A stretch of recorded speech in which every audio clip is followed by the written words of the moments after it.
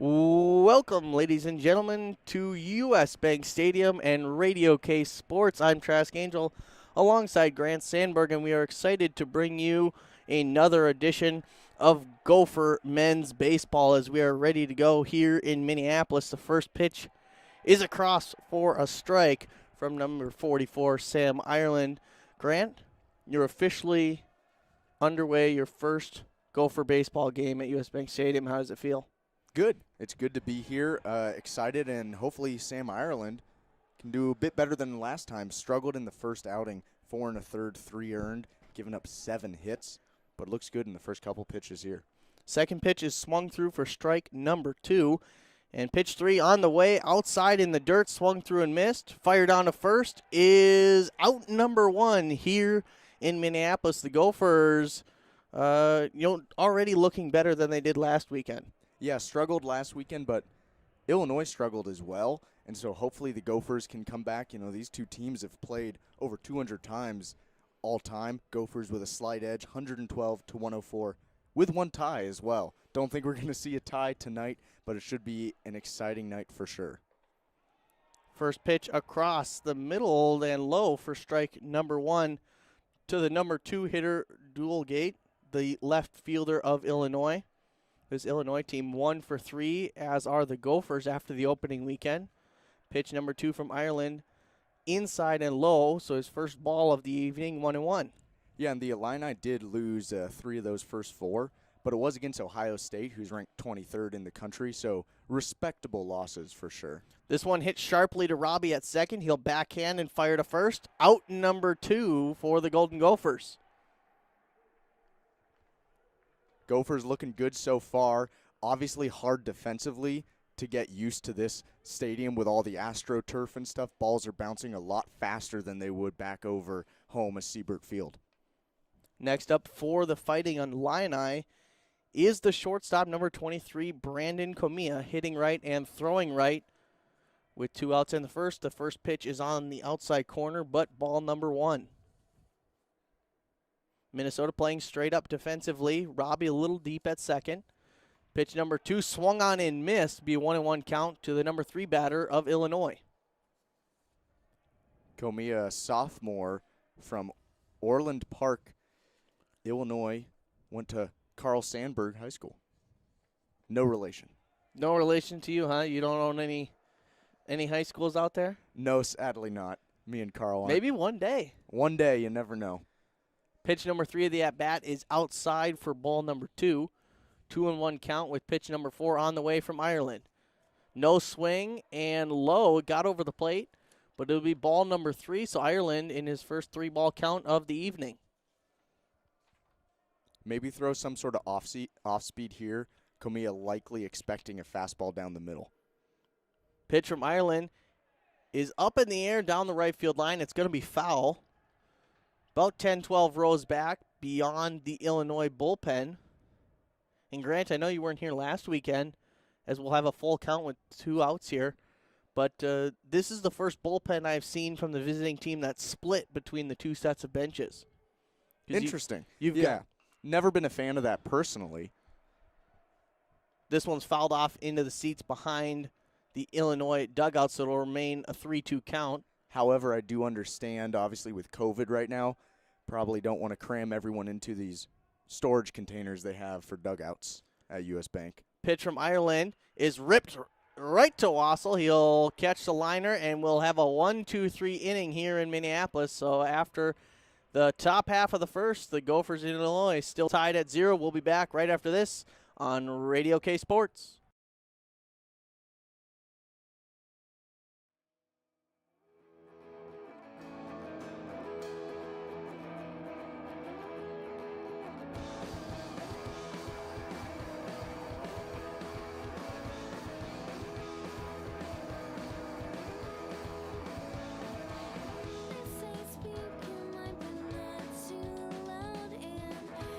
Should love yourself, but don't be too proud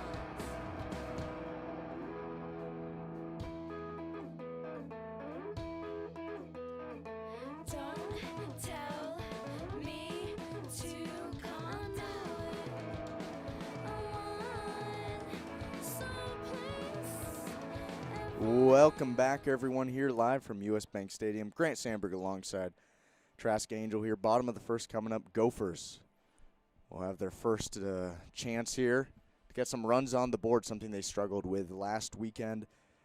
Andrew Wilhite will be leading off. He is going to be batting from the left-handed side here.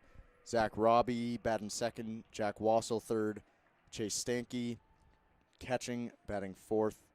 Cody Kelly, fifth, the DH. Ronald Sweeney playing first base, batting sixth. Jack Kelly, right fielder, batting seventh. Easton Bertrand, the center fielder, batting eighth. And Drew Stahl, batting ninth and playing shortstop. Trask, take it away. First pitch to the leadoff man, Wilhite, is across the outside corner for strike number one. Wilhite playing left field for the Golden Gophers. He'll hit this one off the end of the bat. A little roller in front of the mound. Going to be a tough throw, tough play, but they got him. Good job by the catcher, Hampy, to get out, get that ball, and fire down the line. So it'll be a quick out here for the Golden Gophers. And 20 or 30 or so Illini fans cheering for that one there. Parents and family are allowed to attend these games. So we have a few scattered fans out there. It's nice to see.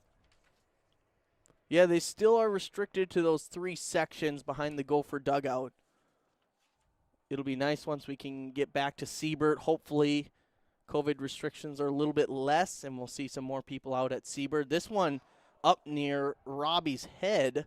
He'll hit the dirt, or the turf, I guess, and avoid getting hit. So it'll be ball number one to number two, Zach Robbie. Robbie, good first weekend, 4 for 9 from the plate. Robbie had a couple home runs.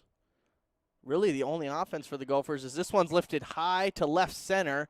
It's going to be tracked by Dulagate, and it'll end up being the center fielder, Jackson, who will pull it in that left center gap. So 2 outs here for Minnesota. Interesting, as this is the first game I've called from U.S. Bank Stadium, Trask. That ball still looked like it was getting blown in the wind almost here, even though we're in this big indoor stadium. Last weekend, were you able to see that at all? Does the wind from these vents really make much of an impact? There were a few, and I don't know if it was because we had a combination of sunlight coming in plus the lights on, that I was having a hard time judging how deep that ball actually was. There were a few that were hit up, and I thought they were out to center, but they were, deep infield pop-ups, as the first pitch is across to Wassel, the third baseman, for a strike, so it'll be an 0-1 count. But I didn't see the ball shifting a lot. But potentially, with the warmer weather, that maybe we're pushing AC into the building now instead of heat. Second pitch is across the outside corner, but called a ball, so it'd be a 1-1 count to Wassel with 2 outs in the bottom of the first. Andrew Hoffman looks in and delivers. Outside ball 2, 2-1 count to Jack Wassel. Wassel also had a pretty good weekend last weekend, going 5 for 15, and including 3 doubles. Wassel swings through pitch number 4, so it'll be even at 2 apiece with 2 outs here in the bottom of the first, still tied 0-0 in Minneapolis. Illinois playing straight up. Pretty big gap between short and second. Second baseman Harding favoring the right field line a little bit. Pitch on the way. This one's going to be a bloop over the shortstop's head and into center.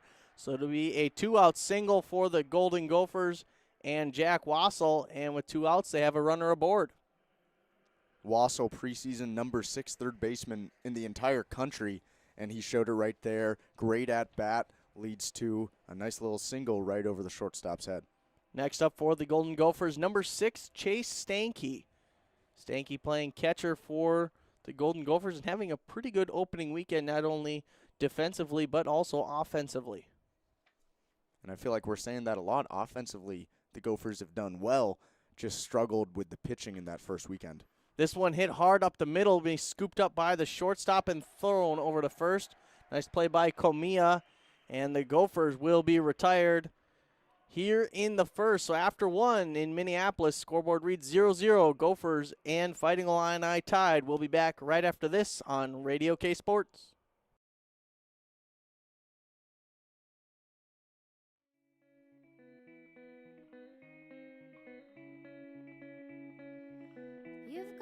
pocket full of gold. This trick you're playing's getting old. You've got a pocket full of gold. This trick you're playing's getting old. Too young to be lazy, don't tell me you're a maybe. And I know you and you know me.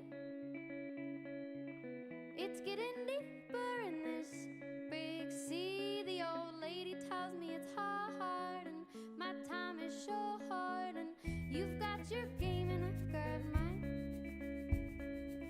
Shouldn't really take much time. You've got your game and I've got mine. Shouldn't really take much time. Half know how to play it and half know how to say it without losing everything we've got. It may be small, it's not a lot. Need it when that day comes, we'll need it when that day comes.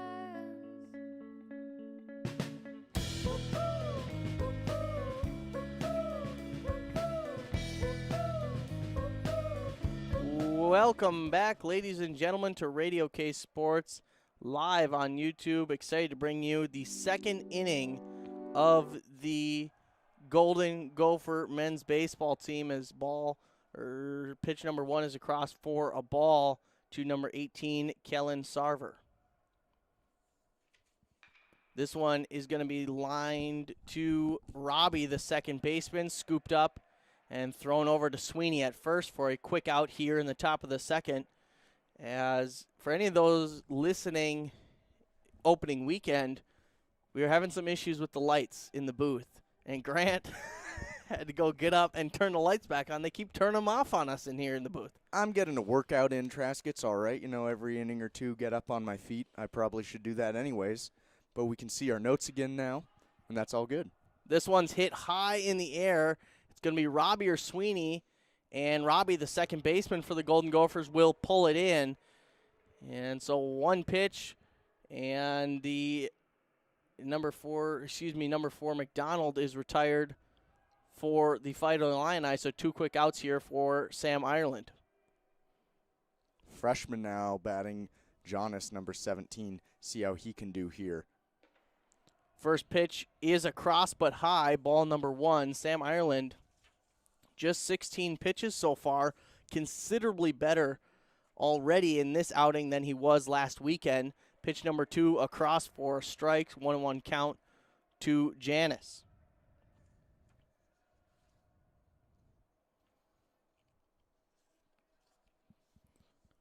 Ireland winds up and fires this one across, and Janice will watch it go 1-2 as the Gophers straight up defensively. I know the Illini are the opposing team here, and we're rooting for the Gophers, but I have to shout out Justin Janice here. He's a bone marrow donor for his brother who suffered from leukemia. And this one's going to be chopped up the middle to Ireland. Nice play there, backhanding it and firing it to first. So Janice will be retired in a quick second inning for the Golden Gophers after 1.5. Scoreboard reads 0-0. We'll be back on Radio K Sports right after this.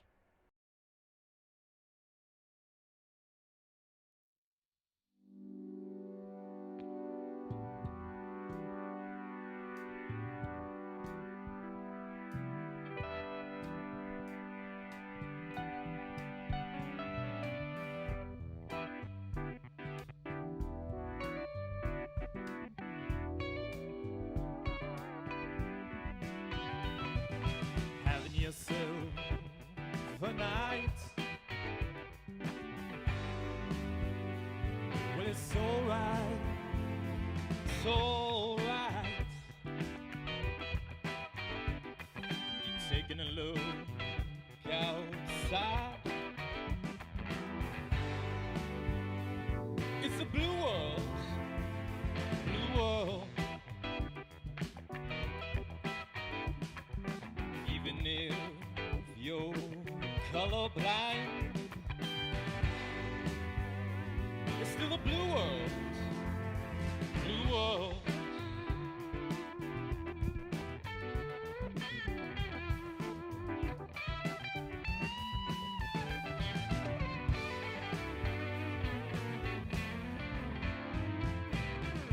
know they'll see enough.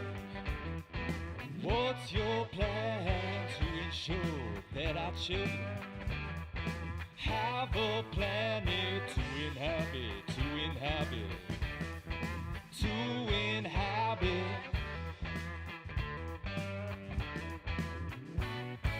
Welcome back, ladies and gentlemen, to Radio K Sports. Thank you for joining us here for the bottom of the second inning, Golden Gophers and Fighting Illini. I am Trask Angel alongside Grant Sandberg. And the first pitch here to Cody Kelly is fouled off into the seats, so it'll be 0-1 count here early in the second.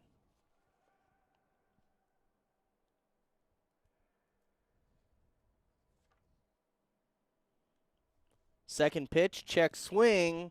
He did not go, so it'll be a ball number 1-1 count to Cody Kelly. Good eye there from Cody. That was a nasty slider that just started right over the plate and started breaking towards his feet, but good discipline to hold off. Kelly with a 400 average coming into the game today. He'll swing through this pitch, though, so it'll be behind in the count 1-2. Two-time first-team All-State and All-Area. And ninth all-time in RBIs in Minnesota high school history. Pitch number 4 on the way, swung through on the outside. Be the first strikeout of the game for the Gophers and the first out of the second inning.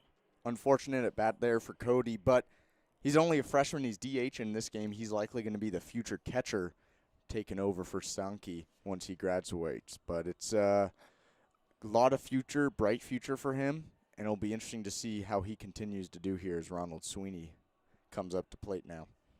Ronald Sweeney, the first baseman for the Golden Gophers. Coming into this game hitting 200. Struggled early in the first couple games of the opening weekend, but picked it up in that second game against Rutgers and Indiana. First pitch is low for ball number 1, 1-0 count to Sweeney.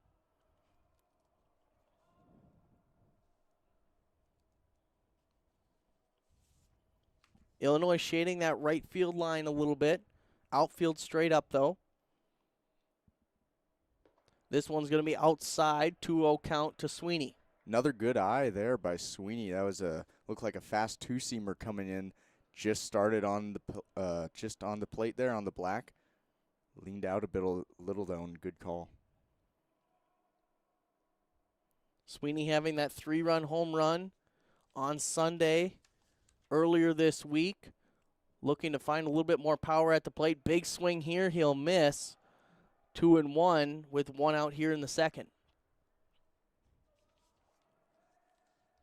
Gophers sporting the all-white uniforms with the maroon lettering and a little bit gold trim.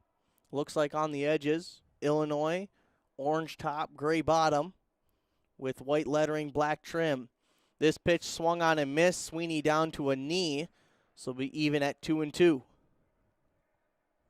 Interesting to see where Hoffman, number 35, the starter for Illinois, will go here after he just got Sweeney a little off balance on that last pitch. Sweeney straight up in the box, steps and waits as he watches ball 3 come in high and outside. This will be a full count. With 1 out here in the bottom of the second, Andrew Hoffman throwing his 15th pitch of the game. And an unfortunate pitch for Hoffman. It was so far outside that Sweeney never even had to consider taking that pitch. It was pretty easy for him. He'll deliver home. This one's hit hard to right center. Being tracked, and a nice catch in the gap by right fielder McDonald. And Sweeney will be retired after a lengthy at-bat and a hard-hit ball to the right center gap. Yeah, great catch there by McDonald. I did not think he was going to get to that one at first, but able to track it down, especially in this big stadium. Can be tough to track the ball, but he was able to find that real quickly and rein it in for the second out. Next up for the Golden Gophers, number 28, Jack Kelly. Kelly coming into this game hitting just 83. Hit 254 last season. A little bit of a slow start, and this one's going to be a slow dribbler off the end of the bat.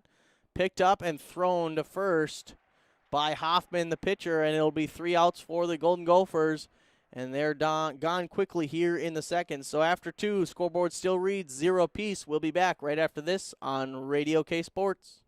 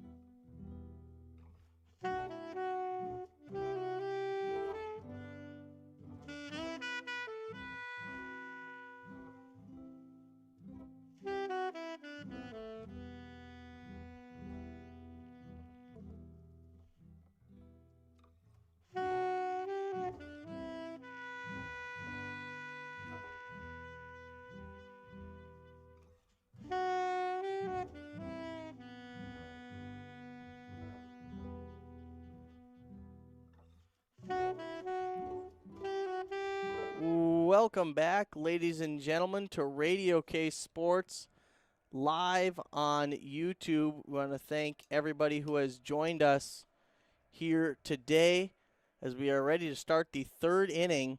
Sam Ireland is going to throw this one off the handle of number 34 of Illinois, Hampy the catcher. It's going to roll foul down the right field line, so it'll be an 0-1 count. Just barely went foul there. And honestly, I think Ireland was running towards it, trying to get it. Would have been an easy out if he was able to snag it before trickling foul. So it'll be an 0-1 count. Ryan Hampy, number 34, up for Illinois. Gophers playing straight up. Sweeney at first.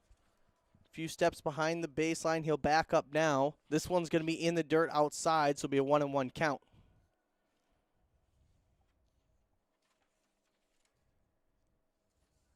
Pitch from Ireland is outside, check swing. Did not go, ball number 2, so a 2-1 count. Here to Hampy. Hampy the catcher for this Fighting Illini team. He's going to fight this one off and hit it to right field. It'll squeak through. Good piece of hitting there, fighting off that inside fastball. Way to go the other way with it, too. And Illinois with their first hit of the game here in the third. Good start for Ireland. Now going into the stretch for the first time will be interesting to see if that rattles him a bit or if he can stay calm, cool, collected, and hopefully get another couple outs here. Next up for the Fighting Illini, number 14, Jackson Raper, and he's not going to waste any time. He lines this one to left center. Easily tracked by Bertrand, though, who will get it back in quickly, so the runner will have to retreat to first. And a quick out there for Ireland. And the Gophers have one down here in the top of the third. That'll bring up the freshman Harding, who struggled in the first weekend, only going 2 for 12 and only started 2 of the games. Third start of his career right here. Sam Ireland in the stretch, slightly closed off to home. Quick slide step and delivers. Held there for a half second longer than he should have by Stanky. Still doesn't get the call, though, so it'll be 1-0 to the number 8 batter, Harding. Pitch from Ireland is up in the air, but into the seats. About 3 rows deep on that second deck. This will be 1-1 count to Harding. Harding definitely late on that pitch. I think he was expecting off speed, a little surprised by it. See if Ireland goes right back with that fastball. Ireland comes at him, but it'll be outside. Stanky having to slide out to his left. This will be a 2-1 count to Harding. Illini still with a runner on first. It's Hampy, who has a fairly conservative lead, leaning back towards first. And they're going to fire across. Doesn't even need to slide. No tag applied by Sweeney. Gopher outfield still playing straight up. Wassel playing a generous distance off the line at third base. Infield's pinched. This ball's going to be low and inside. So it's going to be a 3-1 count to the number 8 hitter for Illinois. Yeah, you were talking about Hampy with that pretty conservative lead over at first, yet Ireland still checking on him. 50 career games, Hampy, not even an attempt at a stolen base, so unlikely to see that. And Ireland will walk Harding to add the second base runner of the inning with only 1 out, and it will be, Harding was the number 9 hitter.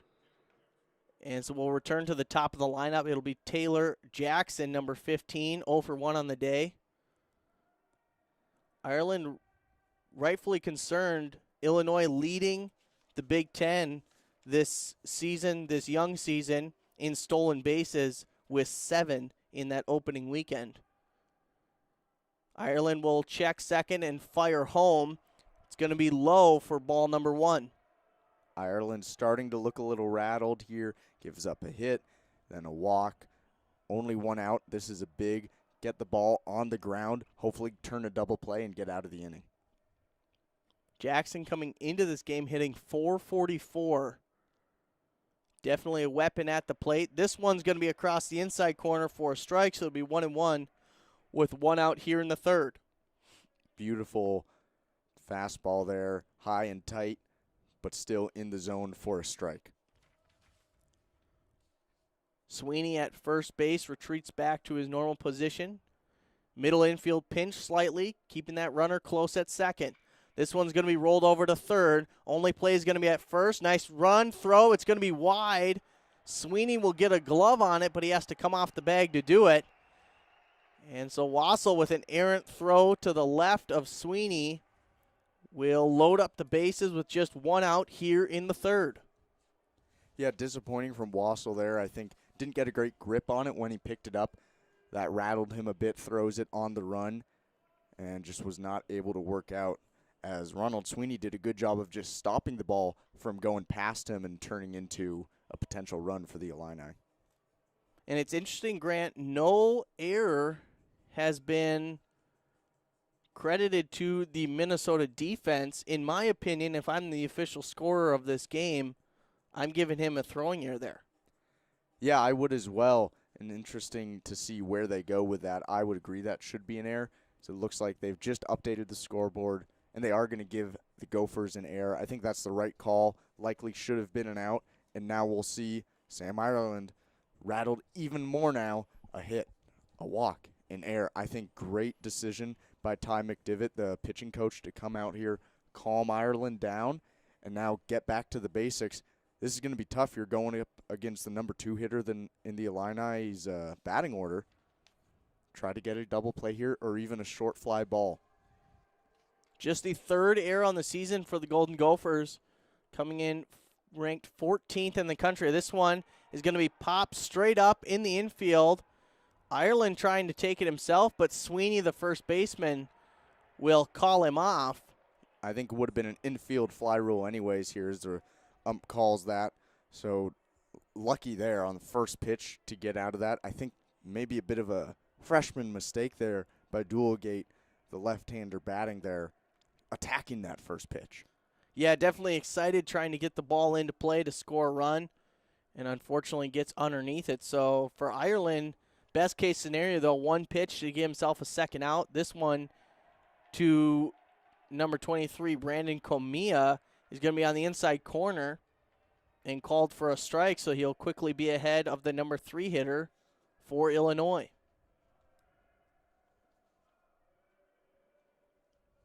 Gophers in their base defense, middle infield spread back out. Robbie taking a second to tie his shoe, as the Gophers will not hold anyone on, including Wassel will not hold on Hampy at third. 1-1 count to Brandon Comey. And Ireland will step off and wipe his brow. Reset here. the first real threat that Illinois has posed in this game. First 2 innings were essentially seamless for Sam Ireland. And he delivers a little bit of a check swing there from Comey, but it's down the middle for strike number 2, so it'll be a 1-2 count with 2 outs, bases loaded. Perfect get-it-in curveball right there. Got Comey a little rattled. Now he's not sure what's going to happen here. Come back with the fastball or maybe even a changeup in the dirt, switch it up on him, keep him on his toes, and we'll see if Ireland can capitalize. And swung through for strike number 3, so with the bases loaded and 2 outs, Sam Ireland is able to get himself out of the jam with another strikeout. So after 2.5, the scoreboard still reads 0 each between Illinois and Minnesota. We'll be back right after this on Radio K Sports.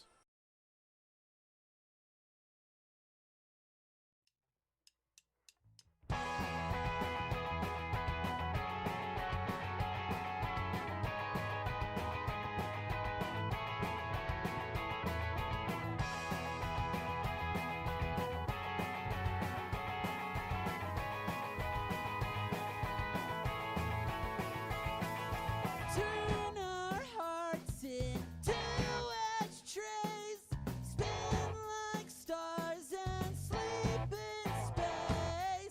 Bothered strikes to what you say. Drive a car right down my face. 'Cause I could have told you I wasn't born to make any breakthroughs. Fired up a miscue and kicked off your shoes, and then I kissed you. 'Cause we go night swimming if it means you will do me. I don't know sun, it's cute, but I don't know nothing, and I can be sun. It's what you wanted. It's what you wanted.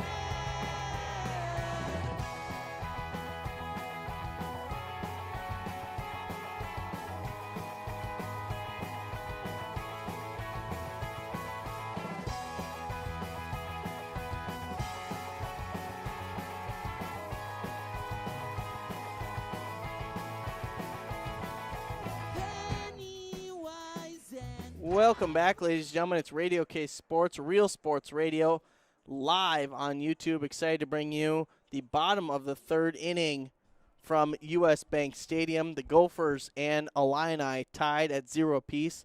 I'm Trask Angel alongside Grant Sandberg as we're ready for pitch number 1 to the center fielder of the Gophers, Easton Bertrand. He'll foul it straight back into the netting. This will be 0-1 count here in the bottom of the 3rd. Bertrand's senior year, and let me tell you, of all people who were annoyed with the shutdown last year, he must have been the most disappointed. After 15 games in the 2020 season, he was hitting over 300 in top 50 in the NCAA in home runs, RBIs, and slugging percentage. Hopefully he can do that again this year. This one's going to be strike number 1, or excuse me, ball number 1. So it'll be a 1-1 count to Bertrand as he's hitting in that number 8 spot. Drew Stahl will hit after him, and then we'll return to the top of the lineup. This one down the middle and swung through by Bertrand. So it'll be a 1-2 count as the Gophers look to get something going offensively here. They struggled last weekend getting things going on the offensive side, really not getting anything going until game number 3. Check swing into the netting, so he'll stay alive with a 1-2 count. Yeah, bottom of the Gopher lineup has been struggling, as we talked about. First 3 or 4 hitters, great batting averages so far this year, but it's being able to keep that great, consistent batting 1 through 9 that the Gophers have really struggled with. This one off speed and outside, but Bertrand will swing through, so it'll be another strikeout for Andrew Hoffman and another out for the Golden Gophers. And they'll send up Drew Stahl, the sophomore shortstop, next for the Golden Gophers. Stahl, great defender, not a great hitter, unfortunately. That's why he's batted 9th here. Although, still only a sophomore, so definitely plenty of time for him to mature in the batter's box. Stahl comes into this game hitting 100, playing in all 4 games, starting in 3 of them. He's had 10 at-bats and just 1 hit, as he'll start off this at-bat 0-2. What a slider there. That started almost at Stahl's kneecap and came right in on the corner of the plate there. Beautiful pitch. Illinois playing straight up, second and short a little deep, infield in a little bit, and center and right. This pitch will be off the plate. Good eye by Stahl, 1-2. Haven't talked about this yet, Trask. I'm sure you did last weekend, but this right field wall, very odd, almost looks Metrodome-like with the just black padding and then that line there for a potential home run. Check swing from Stahl. He did not go, so the count will be even at 2 apiece. And Grant, I don't know, I think the baggy at the Metrodome looked a whole lot cleaner than the setup we got going on here. We got a low purple wall that's uneven, and then we got almost looks like a black curtain. This one's going to be grounded to the shortstop, Comey. He'll take a few steps, fire across for out number 2. Almost like this stadium wasn't made for baseball, Trask. Yeah, I think they play a different sport here. I can't tell, though. A lot of purple. Yeah, and there's some numbers going down left field that, they're like in tens. Must be marking how many yards away it is from home plate. Well, something. Fly out to the 20-yard line. Gophers will return to the top of the order. It'll be number 8, Andrew Wilhite, hitting for Minnesota last time, grounding out to the catcher. He hit a little dribbler about 15, 20 feet in front of home plate. First pitch of the at-bat is a strike, so it'll be 0-1 count. Beautiful slider, ends up on the inside corner there, and Hoffman has a lot of confidence if he's throwing that pitch right now. And Hoffman will paint the outside corner again, so it'll be 0-2 quickly to Wilhite. Wilhite, one of those guys who had a pretty good opening weekend offensively, looking to get something going here in game number 1 of this long weekend against Illinois. The delivery is high and outside, so it'll be the first ball of the at-bat, 1-2.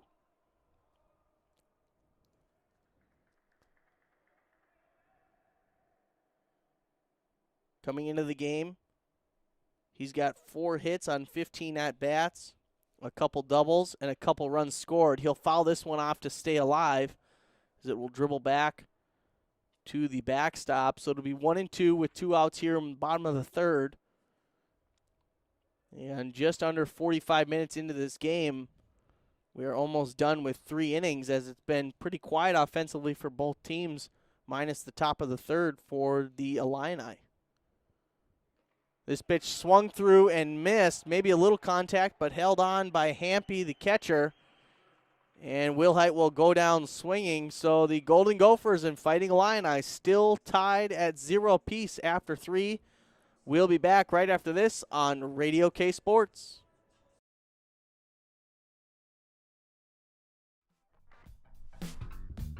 Check why your phone is ringing. And what feels like 3 o'clock. You caught me sending out an SMS. Smooth sensations at your call. Because it's you who knows me best. Oh yes. And it's hard not to give it all. I saw that you got the message. I saw you thought and then delete. You tried hard to suppress it, but your curiosity can't be beat. I said, hey, long time no see. You were always good at bringing back the memories. Small talk is fine, no wine and dine, without a chance that I could fall. You got me sending out an SMS. Smooth sensations at your call. Because it's you who knows me best. Oh, yes. Welcome back, ladies and gentlemen, for the top of the fourth here on Radio K Sports. I am Trask Angel alongside Grant Sandberg. And, Grant really, really wants to do play-by-play. So we figured we'd make his day and let him switch over to do play-by-play. Thank you, Trask. Almost like we switch off for every other sport. Is a ground ball here to the first baseman, just taps on first for an easy first out.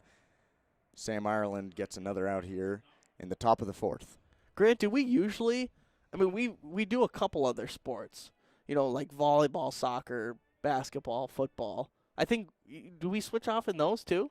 I don't recall. Maybe the listeners, if you listen, feel free to subscribe. You'll learn about Radio K. You'll be able to listen to great sports like Trask mentioned, and it's a lot of fun doing it with Trask alongside others like Jason and Connor. As the first pitch comes in here from Ireland to McDonald, strike one, bit of a high fastball there, but it gets in the zone. The sophomore for the Illini. He's got a major in recreation, sport, and tourism. Nice slider there, low and away, and McDonald swings right through it quickly. 0-2 here, one out in the top of the fourth. Gophers, number 44, Sam Ireland, in the windup now. Throws a bit of an off-speed here. It's hit going to be in the corner between right and center and caught in by Bertrand there. Nice snag. Combination of a lazy line drive and a shallow pop-up. But a nice job by Bertrand chasing that down, takes a perfect route to that ball and really makes it easy. And that ball was pretty healthily in the gap. Makes it look easy and runs it down for a quick second out of this inning. The DH now, number 17, Janice up to bat. Here comes the first pitch from Ireland. Just a bit outside there, 1-0. Janice, a freshman playing first base, comes into this game hitting .500 for this Illini team. Second pitch swings right over it. 1-1 now with two outs here in the top of the fourth. Illinois as a team only hitting 2 for 13, but a walk.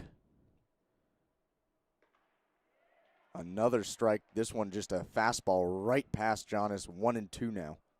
A walk and an error led them to load up the bases and mount a little bit of a threat that last inning. Otherwise, they've been very quiet offensively. Still only 43 pitches for Ireland. Quite impressive as here he comes out of the windup. And a ground ball up the middle there. Robbie wasn't quite able to get to it. And the third hit of the night for the Illini comes off the bat of number 17, Janice. And unfortunately, Robbie, the second baseman for the Golden Gophers, shading towards that right field line a little bit. And that is what prevented him from getting to that ball. Hit up the middle, but still within reach if Robbie is more in a base defensive position there. That brings up number 34, Ryan Hampy, the catcher for the Illini. 1 for 1 on the night already, had a single. Out of the stretch now, Ireland. Here comes the pitch. Outside off the plate, 1-0. Hampy, sophomore catcher for this Illini team, comes into the game hitting .211. He has a single in this game, one of the only hits for the Illini. This one is ripped and is going to drop in front of the left fielder. Another hit here, and the Illini have something brewing with two outs in the top of the fourth. It's a nice piece of hitting by Hampy there, not trying to overpower this ball. Comes in inside, and he hits it, a hard single to left field. One hops to wheel height, and he has himself, 2 for 2 on the day. And now another threat here with two outs for Illinois. Third baseman Raper up now, batting from the left side, number 14. Out of the stretch, a nice off-speed pitch by Ireland in the dirt, and Raper just swings right over it. 0-1 now, two outs. Hampy on first, Janice on second. Illini threatening for the second inning in a row here. Out of the stretch, Ireland. Second pitch of the at-bat is just going to be a quick, easy ground out to the second baseman, Robbie. Tosses it over to Sweeney, and just like that, the Gophers are out of the fourth inning now. Still no runs for the Illini, no runs for the Gophers. We'll be back on Radio K Sports right after this.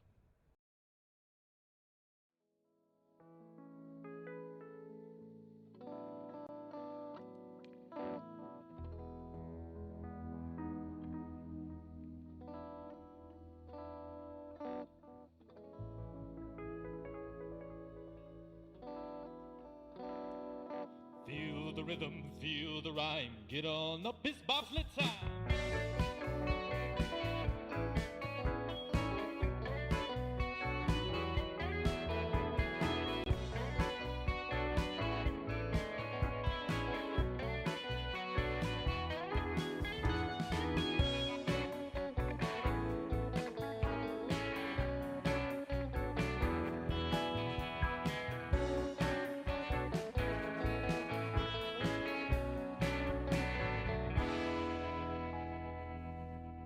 I could sit and meditate, get into the flow of my breath and get my thoughts in control.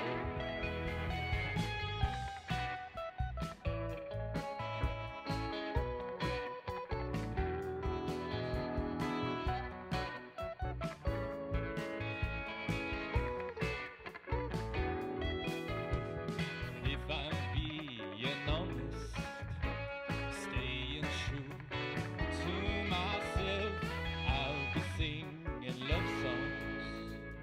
I'll be in good health.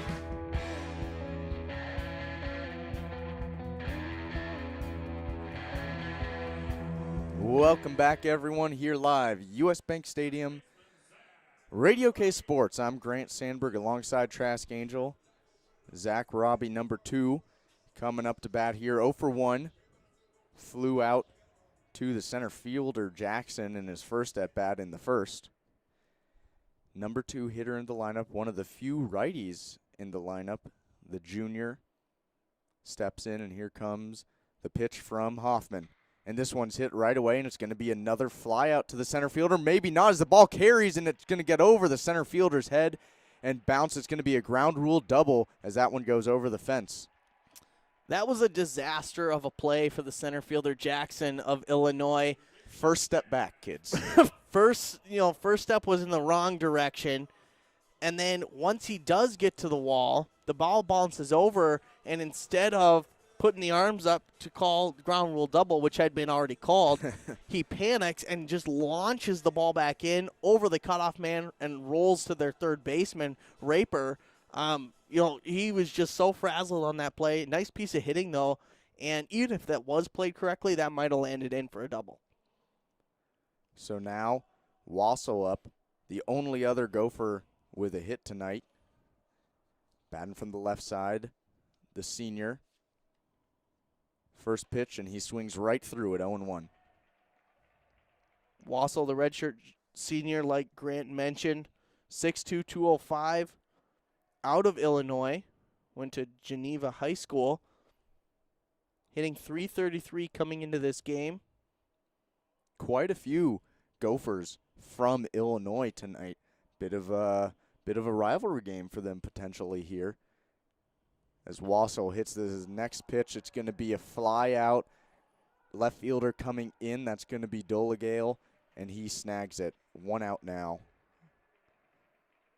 Now that's the second play in a row that Comey, the shortstop for Illinois' hat has fallen off mid-play. So I don't know if he... Keep an eye on that for later in the game. Yeah, I don't know. Maybe that wind has come back that you were seeing in that first inning. They're pumping in the heat here, folks. I'm in... It was T-shirt and sweatpants, and this is the hottest it's been in a long time in Minneapolis. U.S. Bank Stadium, beautiful downtown area here. As the catcher Stanky's up now, 0 for 1 on the night. Here comes the pitch from Hoffman out of the stretch, and this one's going to be fouled away. Decent power on it, but it's going to go out of play into the first row of seats. Dulagate making a good effort for it, but couldn't grab it as the ball heads into the stands. 0-1. Dulagate, that left fielder for Illinois, actually had a good path on that ball. And if it was 5 to 6 feet closer to that wall, he might have been able to make a play on it. So good effort by him sticking with that ball just in case. Hoffman, 3 1/3 innings now, 2 hits, 3 strikeouts, and only 38 pitches. Similar line to the Gopher starter, Sam Ireland. 1 out, 0-1 count now to Stanky, and Hoffman steps off, is just going to get the signals again from the catcher, potentially they think Robbie might be stealing those signs, as this is the first time really they've had to deal with someone on second base. Little discussion here between the umpires as they'll now go to the Illinois bench. And although we got this great box, great view, the only downside is it's really hard to tell what's actually going on or what's being communicated down on the field. Yeah, interesting. Third baseman Raper now looking like he's the third base coach, giving some signs there to the second baseman. And he's also playing even with the bag, so maybe expecting bunt here. So here comes that pitch from Hoffman. Going to be fouled off. Just missed that one as it went right back on the screen. That'll bring the count to 0-2.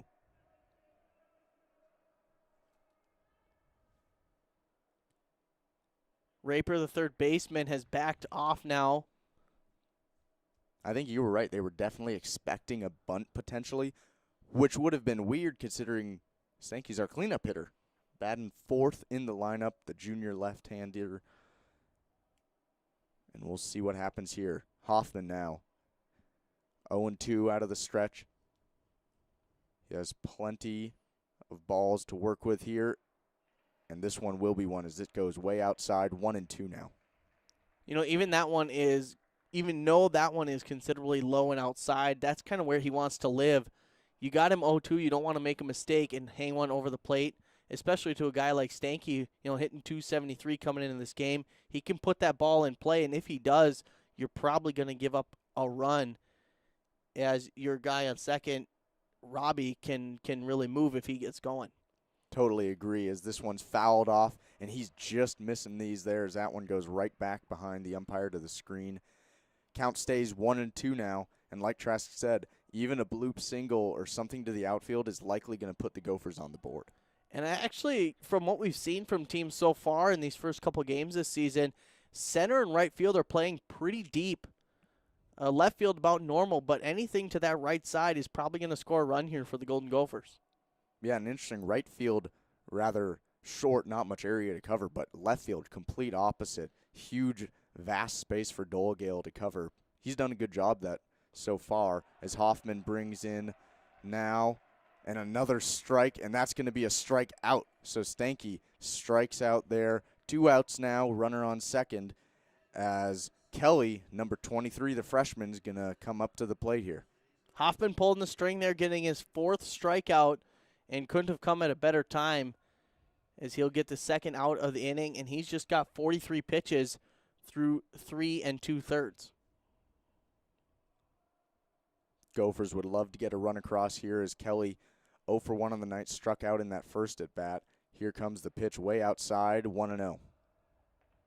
Hoffman hasn't missed too much tonight, but when he has, it has been outside, which isn't a bad thing by any means as a pitcher.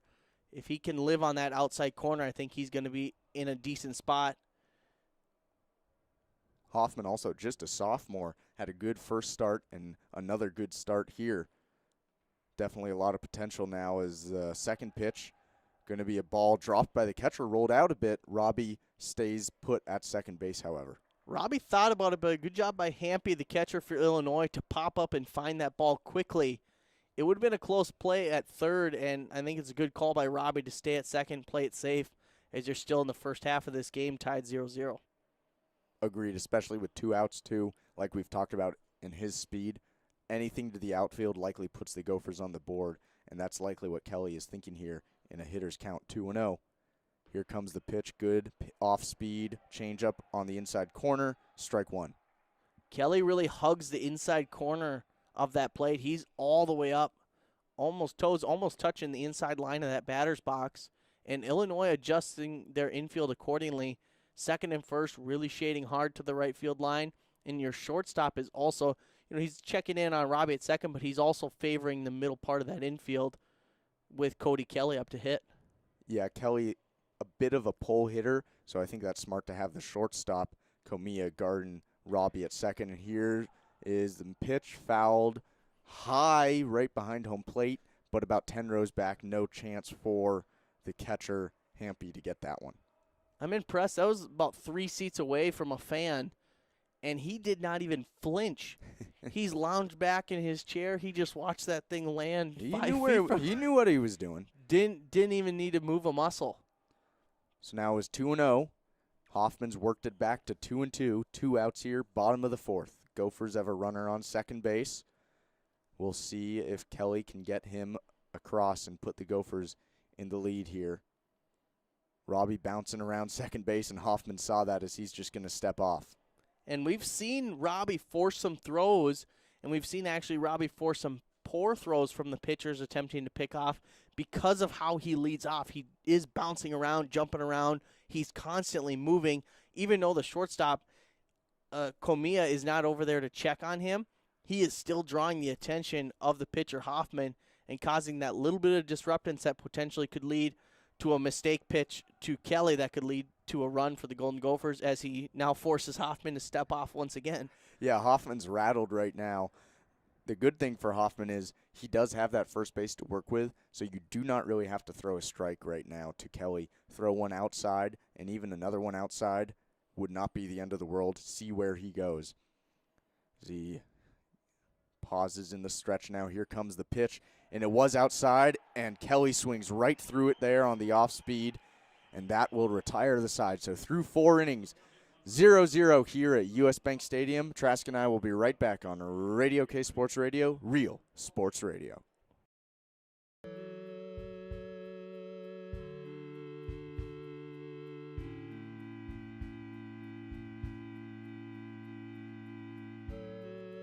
want you to take me for a ride in your car.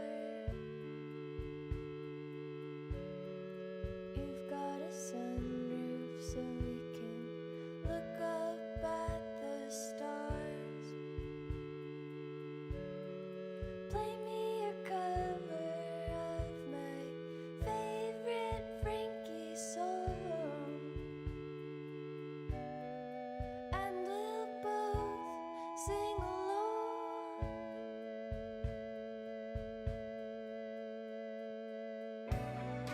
All I want to do is write a song for you,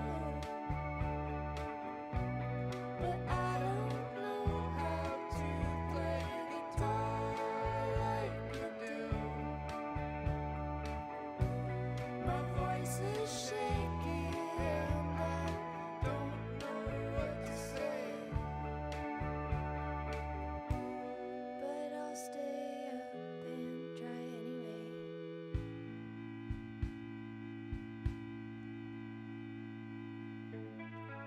Welcome back, everyone, here. As number 2 for Illinois, Harding, the second baseman, will step up to the plate. Walked in his first plate appearance in the 3rd. Top of the 5th now. Here comes the first pitch from Ireland. Low for a ball. Ireland in 4 innings, giving up 4 hits and a walk. 51 pitches thrown. And here comes the second of this inning, and it's going to be a pop-up. Shortstop gave chase, but it'll be Will Height snagging it in left field. Easy first out for the Gophers. That's what Sam Ireland needs right now. He comes into the inning with 51 pitches, and top of the 5th, still 0-0 score. He's only given up 4 hits. He could stay in this game a long time as long as he can keep that pitch count low. So if he can get quick outs just like that, he'll be able to stay in this game for 2, 3, 4 more innings. Here comes the first pitch now to Jackson, the center fielder. Top of the lineup now. Jackson's 3rd plate appearance. Struck out in the first one, single in the second. Here comes the second pitch of the at-bat from Ireland. And a nice fastball right down the middle there for a strike. 1-1. Jackson, the junior, finished off 2020 with a .296 average, and he looks to be on pace for that this season, coming into this game with .444, so definitely has not lost his touch at the plate. 2-1 now, and this one's going to be hit well by Jackson into the gap. Bertrand able to track it down, though, with a nice snag there and a quick 2 outs for the Gophers. Bertrand just makes it look so easy out there in center. That ball is hit almost all the way to that 385 marker in the right center gap. And Bertrand just on a BB of a line. He gets down into that gap, catches it in stride, and, makes it a quick, easy out for Sam Ireland, where a guy who's maybe a little bit slower, not taking as good of a route, that ends up being a double, and now you only have one out in this inning. Quick first strike now by Ireland. 2 outs already and an 0-1 count now to Dulagate. Second pitch, as Ireland's moving quickly, is a ball. 1-1 now. Illinois with 4 hits in the game. Ireland now out of the windup. Off speed. Able to check up, possibly, yes, as they look to the third base umpire and Dulagate. No swing, so 2-1 count now. Dulagate's reaching base streak is on the line in this game. As he grounds it to second base here, Robbie easily able to handle it, and that streak is still going to be in trouble as he grounds out there. A quick 3 up, 3 down for the Gophers. We'll be right back after this.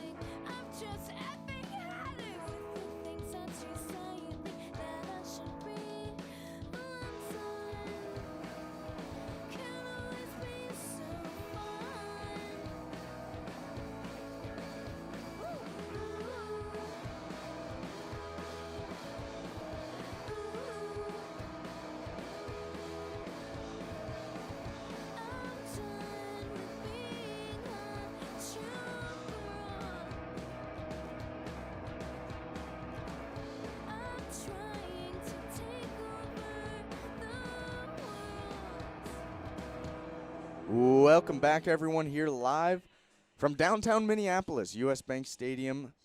I'm Grant Sandberg alongside Trask Angel on behalf of Radio K Sports. We're honored to bring you this edition of Minnesota baseball. 24 Big Ten championships in the history of the University of Minnesota, including 34 NCAA tournament appearances and 3 national titles. None since the early 60s, but still 3 national titles. As the Gophers come up to bat here in the bottom of the 5th, first baseman Sweeney with Queen playing as his walk-up music. I'm sure Trask likes that as the first pitch comes and he thinks about a bunt and he fouls it away. Now, Grant, to clarify for the listeners, I'm a big Queen fan, but you also are a big Queen fan. I've dabbled in the arts of Queen. What would be, do you have a go-to 70s, 80s band? Big Bruce Springsteen fan. Big Bruce Springsteen I know you like Queen. Anyone else for you, though? You can't go wrong with Bruce Springsteen. There's not much music in those 20 years that I'm not a fan of. Like, it's all good. Second pitch of the at-bat is quite a bit outside. 1-1 now to Sweeney. Sweeney flew out to the right fielder in his first plate appearance in the second. He's the 6th place hitter in the lineup for the Golden Gophers, and another pitch quite outside there for Hoffman. Hoffman, 5 strikeouts in just 4 innings of work so far. 2-1 count, though, here as he's going to have to work against Sweeney. Be interesting now with Hoffman. He's approaching that 50 pitch count, which through 4 innings is pretty good. And another off-speed pitch here is going to get Sweeney swinging right through it, 2-2. We've seen him become a little bit more inconsistent as the innings have come on. So we'll see if he's able to rein in his control, because him like Sam Ireland, if he continues to keep that pitch count low, no reason why he can't stay in this game for 3-4 more innings. Hoffman about to throw a pitch here, but then Sweeney calls timeout real quickly, and the umpire grants it. 2-2 still, bottom of the fifth. No score, which rare to see in college baseball. And here comes the pitch from the windup. A beautiful pitch started outside, pulls the string, gets it inside, and Sweeney swings right over it for another strikeout. 6th of the night for Hoffman, and that'll bring up Kelly, the senior, number 28, batting 7th. Jack Kelly's been an outfielder, played quite a few positions for the Gophers in the outfield, sticking with right field today. However, another senior, one of the 4 seniors in the starting lineup for the Gophers. He's 0 for 1 tonight, grounded out to the pitcher Hoffman. Here comes Hoffman, wide outside again, like you've talked about, Trask. When he misses outside.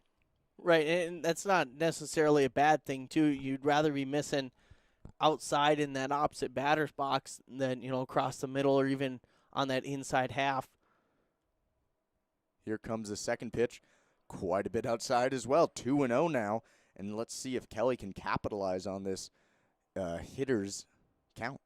And Hoffman's going to really struggle if he's going to continue to get behind in the count early and have to crawl back into things. He's done well tonight because he's stayed ahead and forced Minnesota to swing through pitches. Next pitch of the at-bat is high and wide, 3-0 now. And will be interesting to see if the Gophers give him the all-clear or if it's just a take sign here. I would hope they're giving him a take sign here. Hoffman has thrown 3 straight balls. He looked a little shaky in the last at-bat. Make him throw a pitch across the middle of the plate, and then you can continue on with your at-bat. Here comes the pitch, and it is a strike there.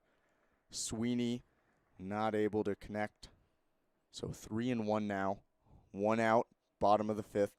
2 hits for the Gophers tonight. No runs, but no runs for the Illini either. Hoffman out of the windup. Here he comes, another nice pitch, but low, and ball 4. So the Gophers get a runner on here with 1 out in the bottom of the fifth. That was a nice at-bat by Jack Kelly. Granted, he didn't really have many pitches that were even close to swing at, but he stands in there, gets himself on base. First walk of the night issued by Hoffman, and so the Gophers have themselves a little bit of a threat here. You only have 1 out. You have the opportunity to push a guy into scoring position, and who better than Easton Bertrand, the center fielder, who's already had a great game defensively today.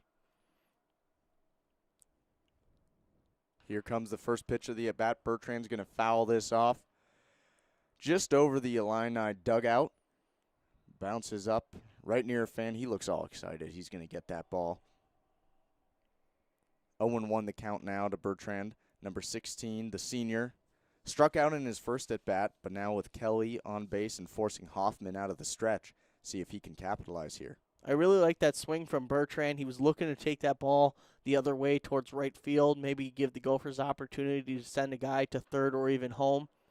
Close pitch. Unfortunately, just pulled his head out a little bit. Close pitch on the outside corner there, but no call, so it's going to be 1-1 with 1 out here in the fifth and a runner on. Illinois has their corners in. Obviously, first baseman Sarver is holding the runner Kelly on, but third baseman Raper also even with the bag and that middle infield pinch, so big gaps in the infield here.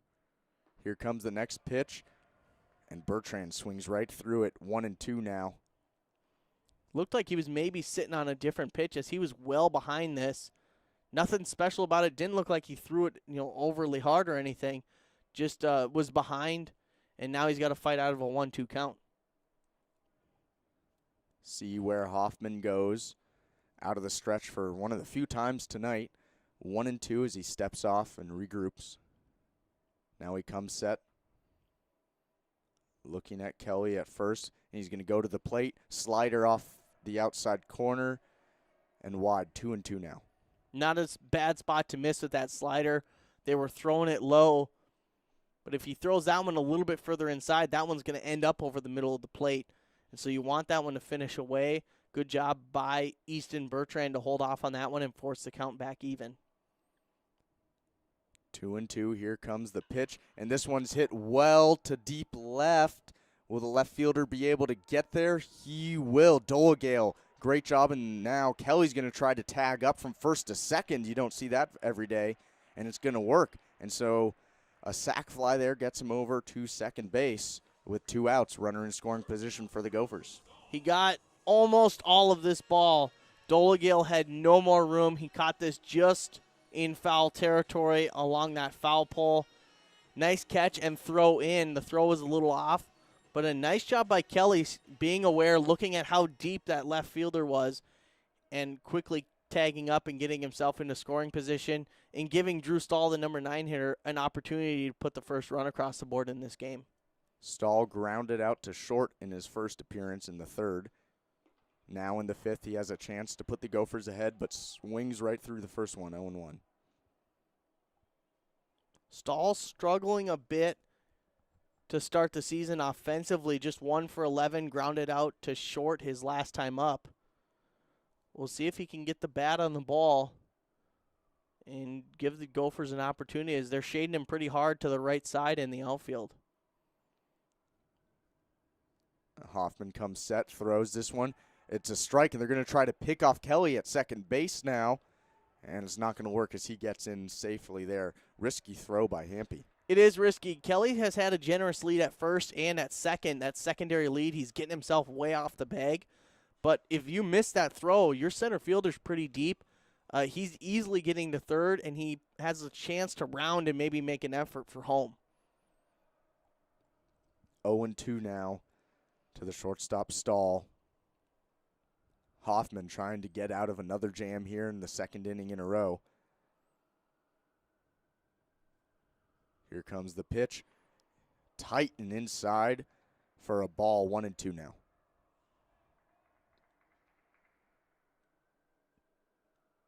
Big gap in that left center part of the field. Left field already is pretty spacious. But you have a center fielder in Jackson who's shading just slightly towards that right center gap. And then you have a stacked infield, essentially nobody standing at second base. So a pretty big gap between second and first. So a few holes for him to punch this ball through. If he can get it past the infield, Cody Kelly is quick enough, Jack Kelly's quick enough to get around third and score. 1-2, Hoffman comes set, and here comes the pitch to the plate. And Stahl's going to swing right through it. Another strikeout for Hoffman and another scoreless inning for the Gophers. We'll be right back after this.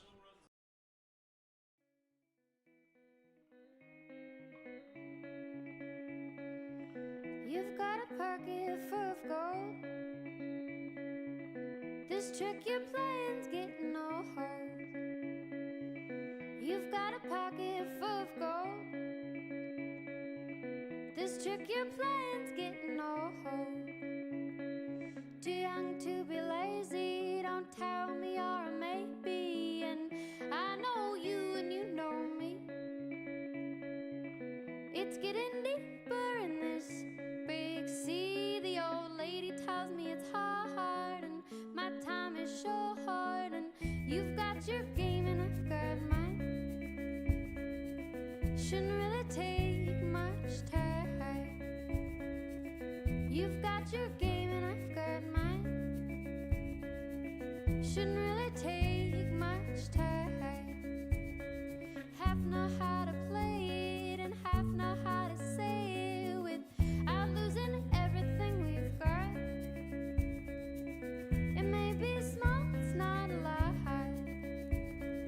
Need it when that day comes, we'll need it when that day comes.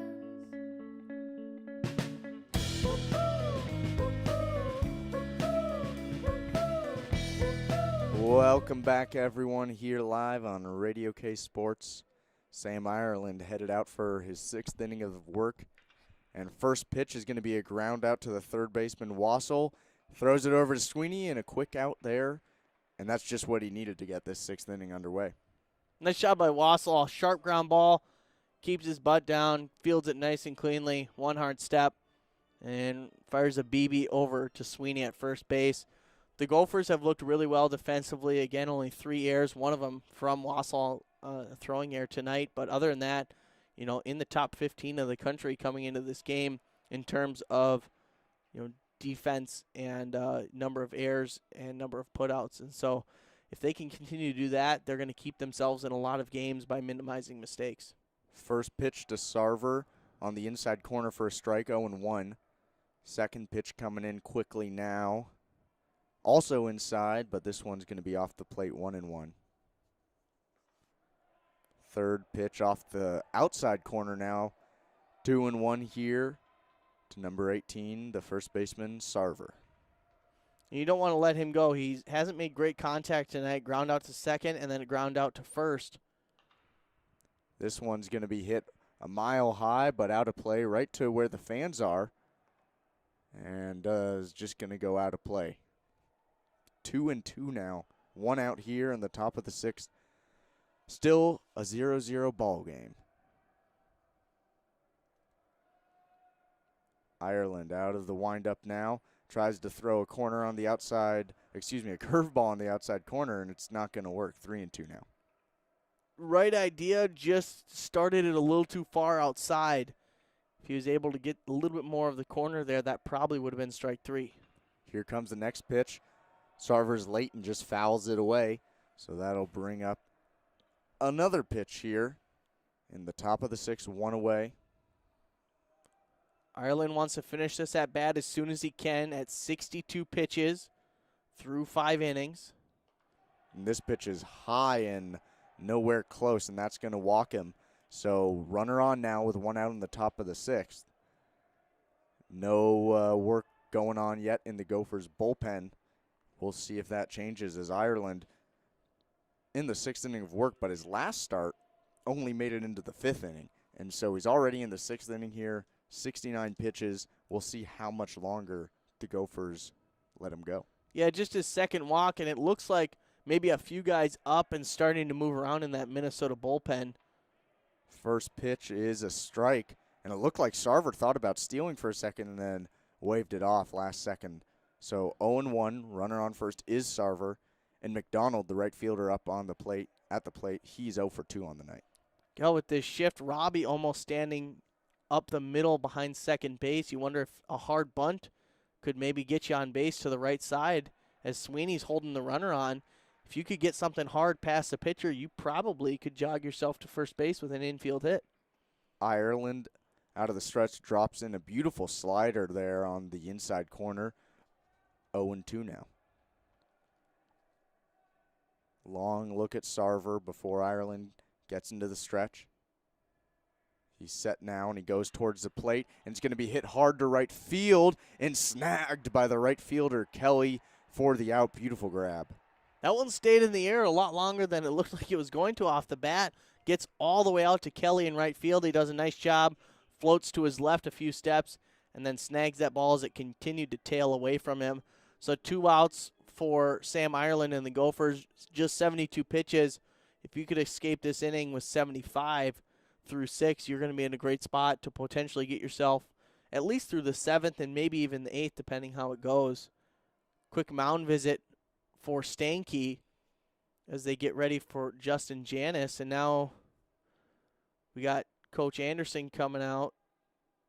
Looks like he delivered a few. Is that Coach Anderson? I can't see from way up here. Looked like it might have been just dropping off a few baseballs. He's just helping out, keeping this game moving. This game has been moving relatively quickly. Yeah, just under an hour and a half already in the 6th inning here. As the first pitch is going to be a ball. Ireland look a little disappointed in himself after that pitch as he looks into Stanky to see now what the call will be, and he's going to try to pick off Sarver. Not close there, maybe just a warning as he grabs the ball quickly and is looking already back to Stanky. Gophers rightfully concerned about that runner at first.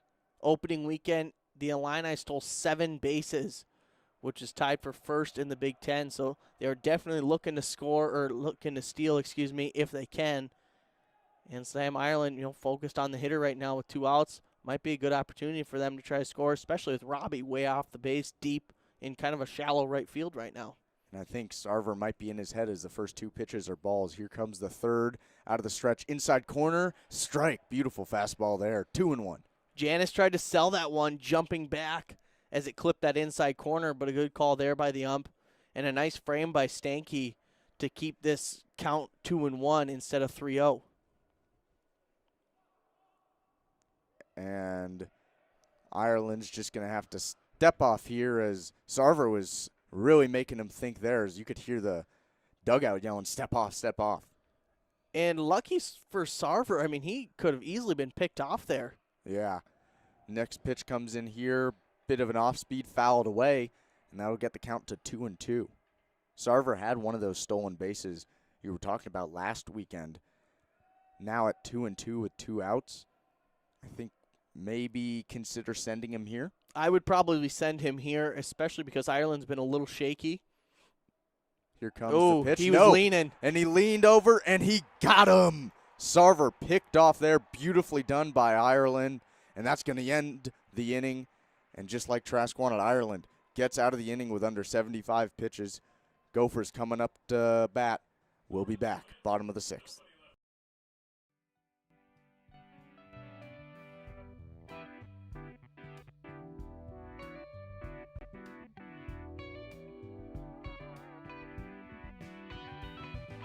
Having yourself a night. Well, it's so right, so right. You're taking a look outside. It's a blue world, blue world. Even if you're colorblind, it's still a blue world, blue world.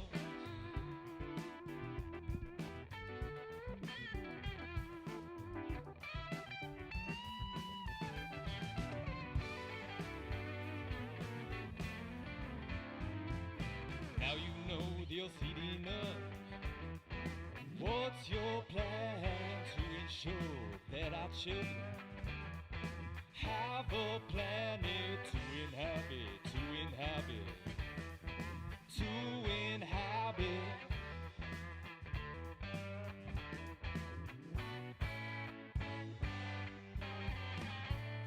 Breed of man could kill us all if they don't hear us calling.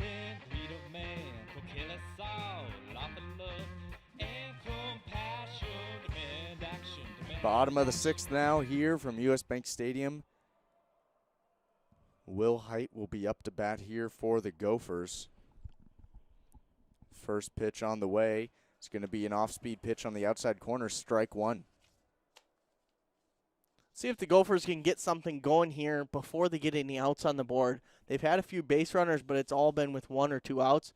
Can we get a leadoff man on and maybe get him around to score by the time you have 3 on the board?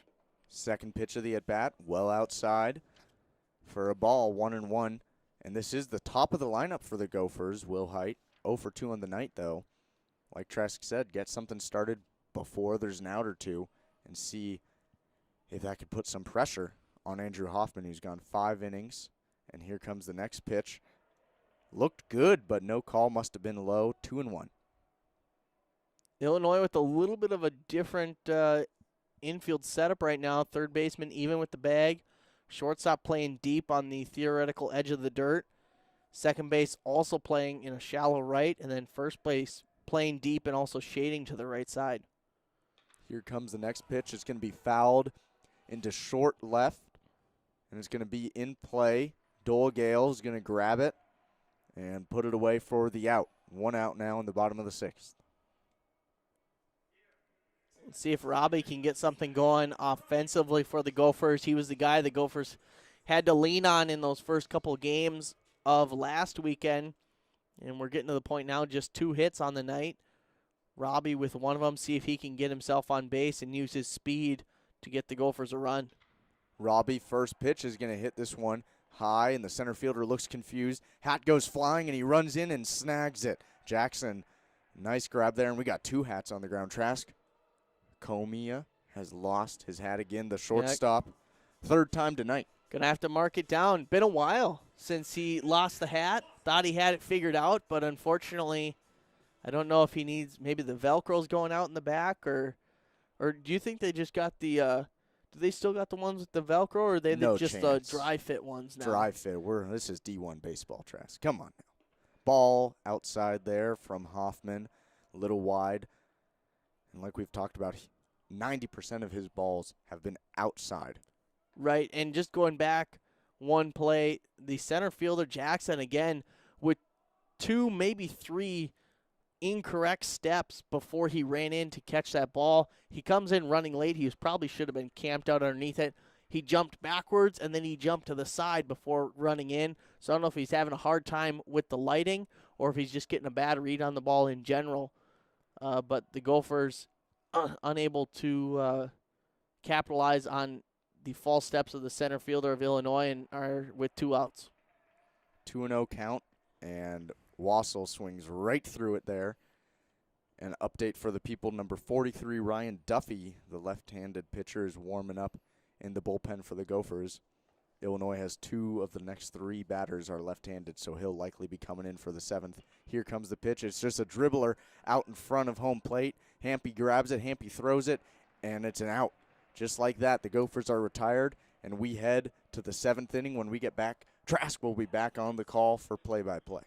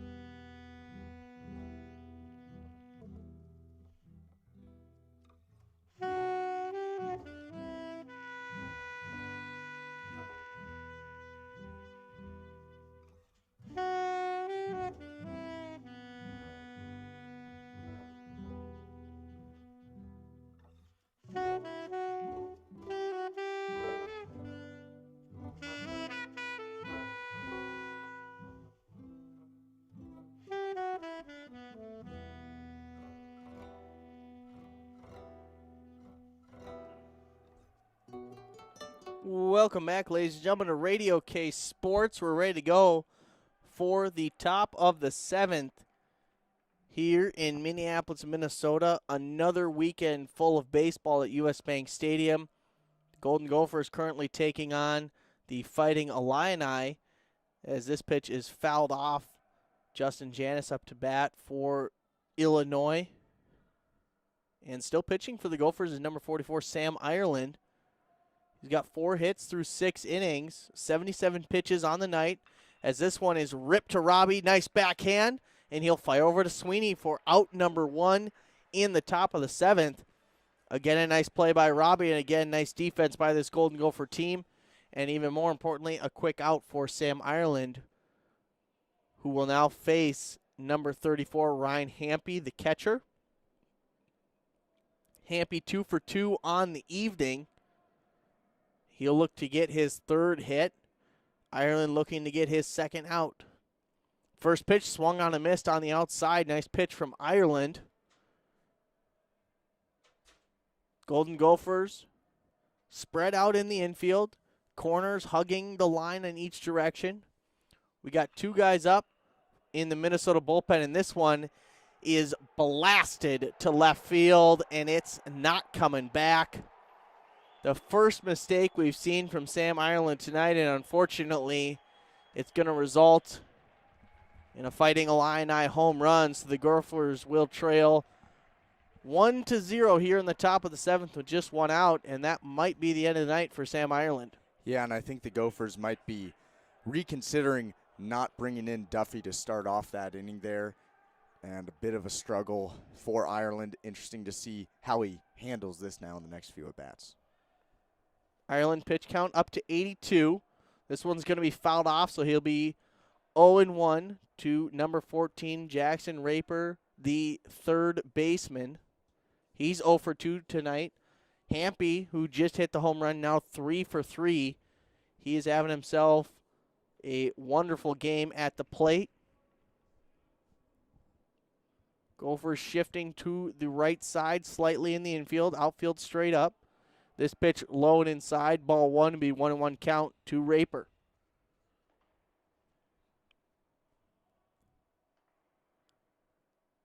Next pitch from Ireland, over the inside corner, but low, so it'll be ball number 2. And we now have activity in the Illinois bullpen, Grant, and also 2 guys up, and maybe a third up getting warm in the Minnesota bullpen. As this one's across the inside corner for strike 2, so we'll even the count out at 2-2. Great pitch there, good recovery. That pitch before was low but inside. This one still inside but gets it up a bit, and there's another strike. Sam Ireland trying to fight through this 7th inning, giving up 5 hits, just 1 run. And this one swung through and missed by Jackson Raper of Illinois. And it'll be the second out of the inning, and Sam Ireland, with 87 pitches, will look to finish this 7th inning off without giving up any more damage. I'm guessing that Harding here, the 9th hitter, is likely going to be the last hitter. With 2 outs, you either get out of the inning, you're done, or you give up a hit or a walk of some sort and bring in the bullpen. 1 pitch, and that's the 3rd out. It'll be lined out to Will Height in left. So Sam Ireland will leave the 7th, giving up 1. Scoreboard reading 1-0 in favor of Illinois. We'll be back on Radio K Sports right after this.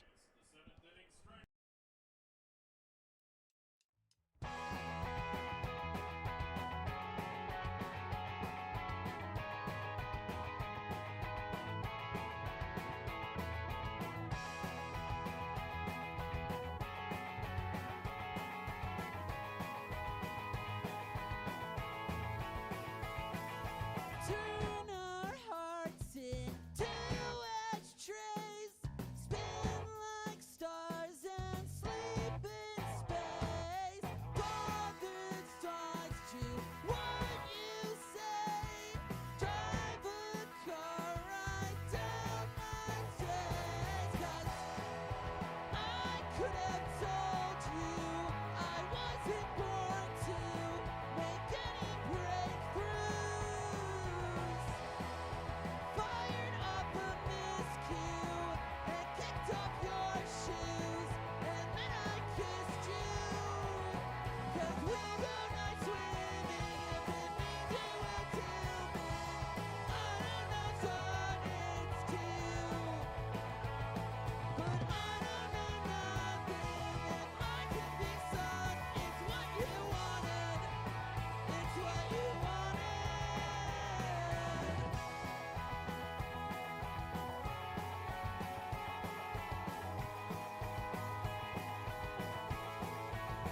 Welcome back, ladies and gentlemen, to Radio K Sports, live from U.S. Bank Stadium. I'm Trask Angel alongside Grant Sandberg, and we want to thank everybody who has joined us for this broadcast, or if you're just joining us now, we are going to have an exciting 2.5 innings as the Golden Gophers are down 1-0 to Illinois with number 6, Stanky, the catcher, hitting for the Gophers. 0 for 2 on the day, and he's ahead of the count 1-0 in this one. Check swing. I thought he went around, but they checked and appealed, and they said no, so 1-0. Long look in, and he'll wind up and throw. This one's going to be fouled off into the seats behind the Gopher dugout, so it'll be a 1-1. Grant, we talked about this last weekend. We mentioned it before we went on air. You are a big fan of the shipping container dugouts. I am. I love it. I feel like it's a very rustic vibe, and I think it's great. This stadium isn't meant for baseball. I love they got the nets for foul poles. They got container ships. See, and I dislike all of those things that you just said. This one swung on and missed, 1 and 2. I think, can we get some real foul poles in here? Could we get maybe a warning track? Could we get some, not a shipping container for a dugout? Come on. They knew they were playing baseball here, Grant. Wind up and the pitch across that outside corner. I don't know about that.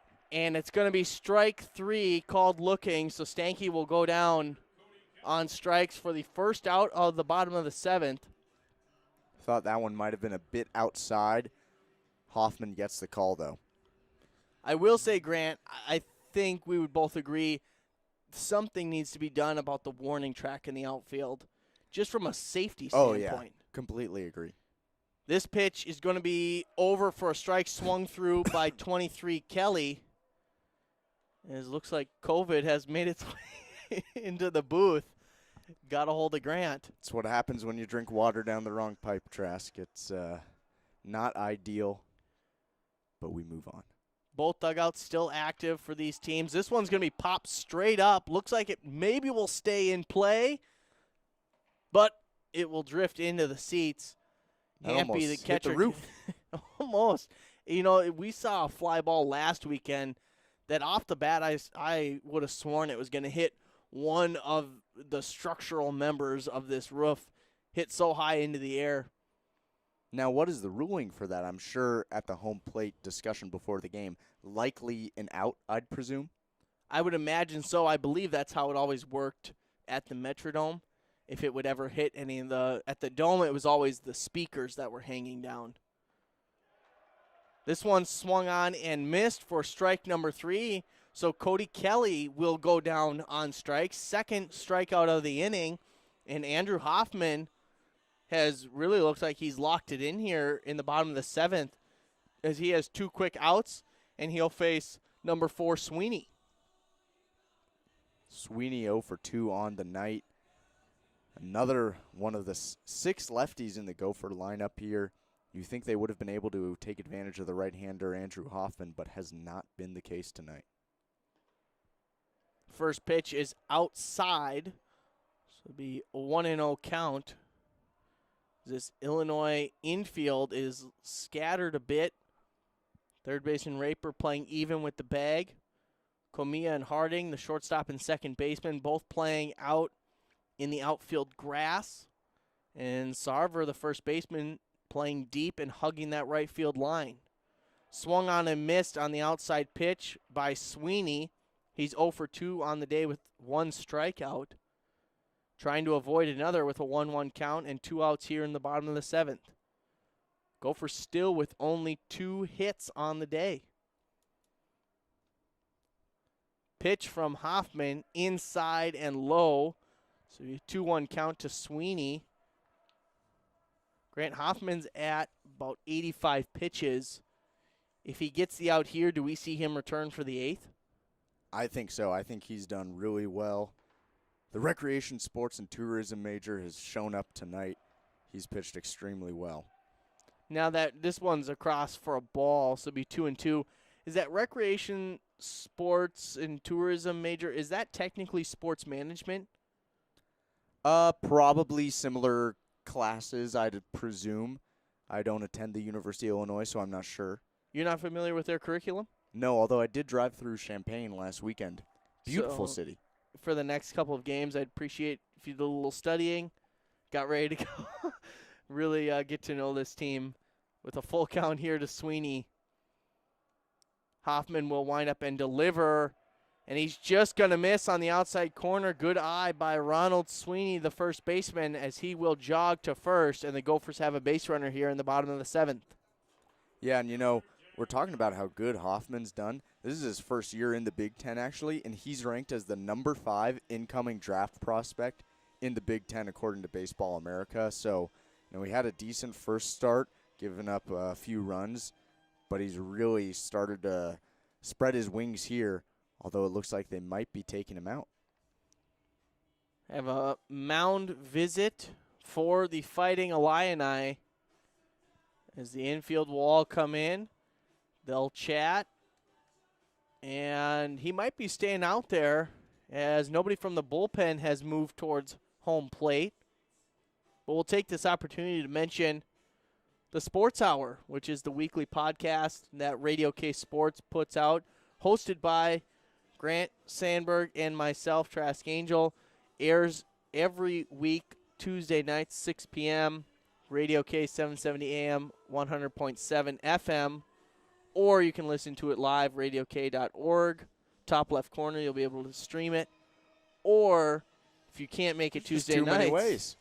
then you can find it on Spotify, Apple Podcasts, Google Podcasts, wherever the heck you get podcasts at nowadays. I And feel like you can get a podcast anywhere these days. I think if you just Google the Sports Hour on Radio K, it's going to pop up somewhere. You'll get you to where you need to go, as the mound visit has concluded, and we are ready to go. First pitch to Jack Kelly is low for a ball. Reminder, Ronald Sweeney on first base for the Golden Gophers. Unfortunately, not much speed in Ronald Sweeney, so even a hit in the gap likely would not tie this ball game.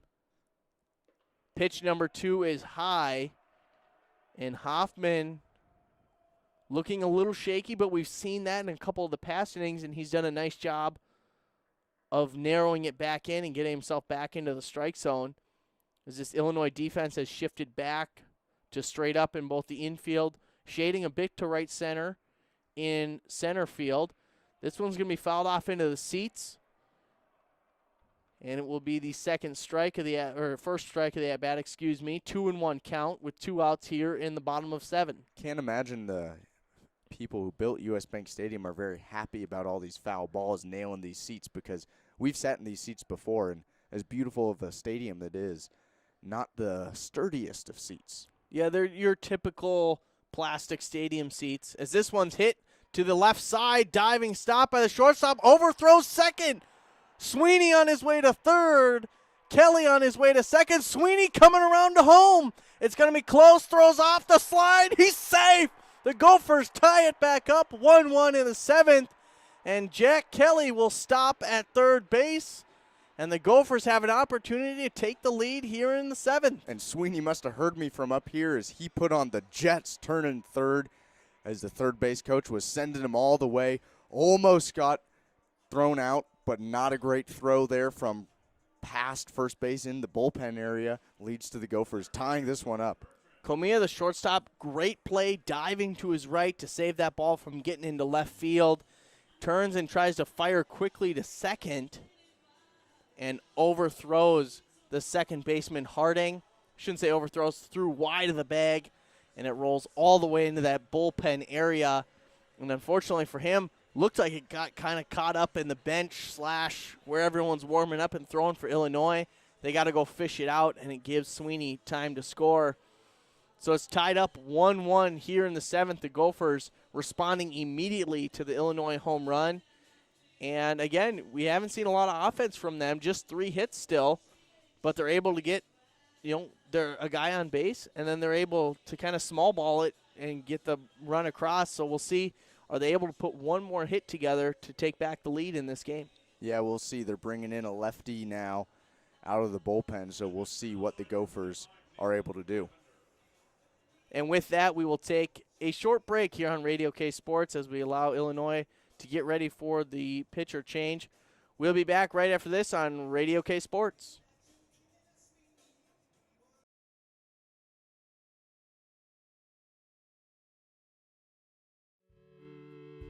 Welcome back, ladies and gentlemen, to Radio K Sports, live from U.S. Bank Stadium. I'm Trask Angel alongside Grant Sandberg. As Easton Bertrand is up for the Golden Gophers, he'll swing through pitch number 1 to be an 0-1 count.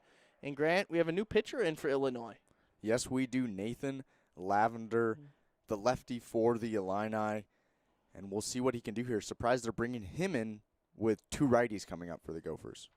Pitch number 2 on the way. Swung through and missed by Bertrand. He's 0 for 2 on the day with a strikeout and fly out to left. Reminded the Gophers have a runner on third in Kelly, who reached on an error by the shortstop Comey, which also resulted in the run for the Golden Gophers this inning to tie it back up at 1 apiece. And Bertrand will watch strike number 3 across the inside corner. So the Gophers able to tie it up, but no more. They score 1 in the 7th, and the scoreboard reads 1 apiece for Illinois and Minnesota. We'll be back right after this on Radio K Sports.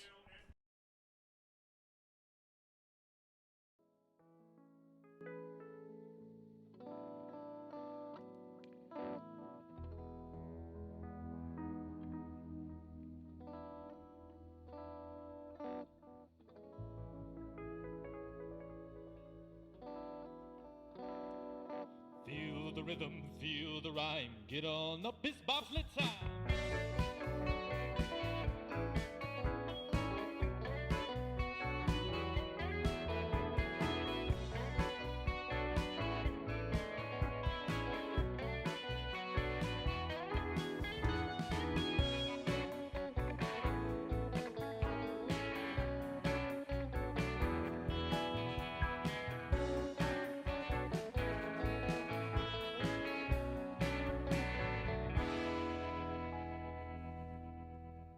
Could sit and meditate, get into the flow of my breath and get my thoughts in control.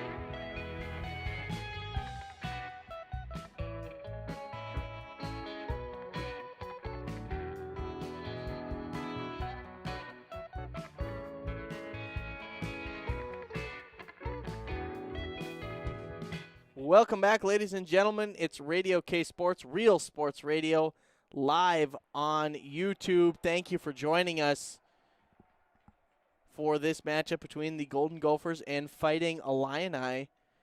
Pitch number 1 is across for a ball. Pitch number 2 is going to be outside, so it'll be a 2-0 count to number 15, Taylor Jackson, the leadoff man for Illinois. And Grant, if I'm not mistaken, and this one's going to be hit hard to center field, but Bertrand is under it. He will take a few steps over and catch it for out number 1.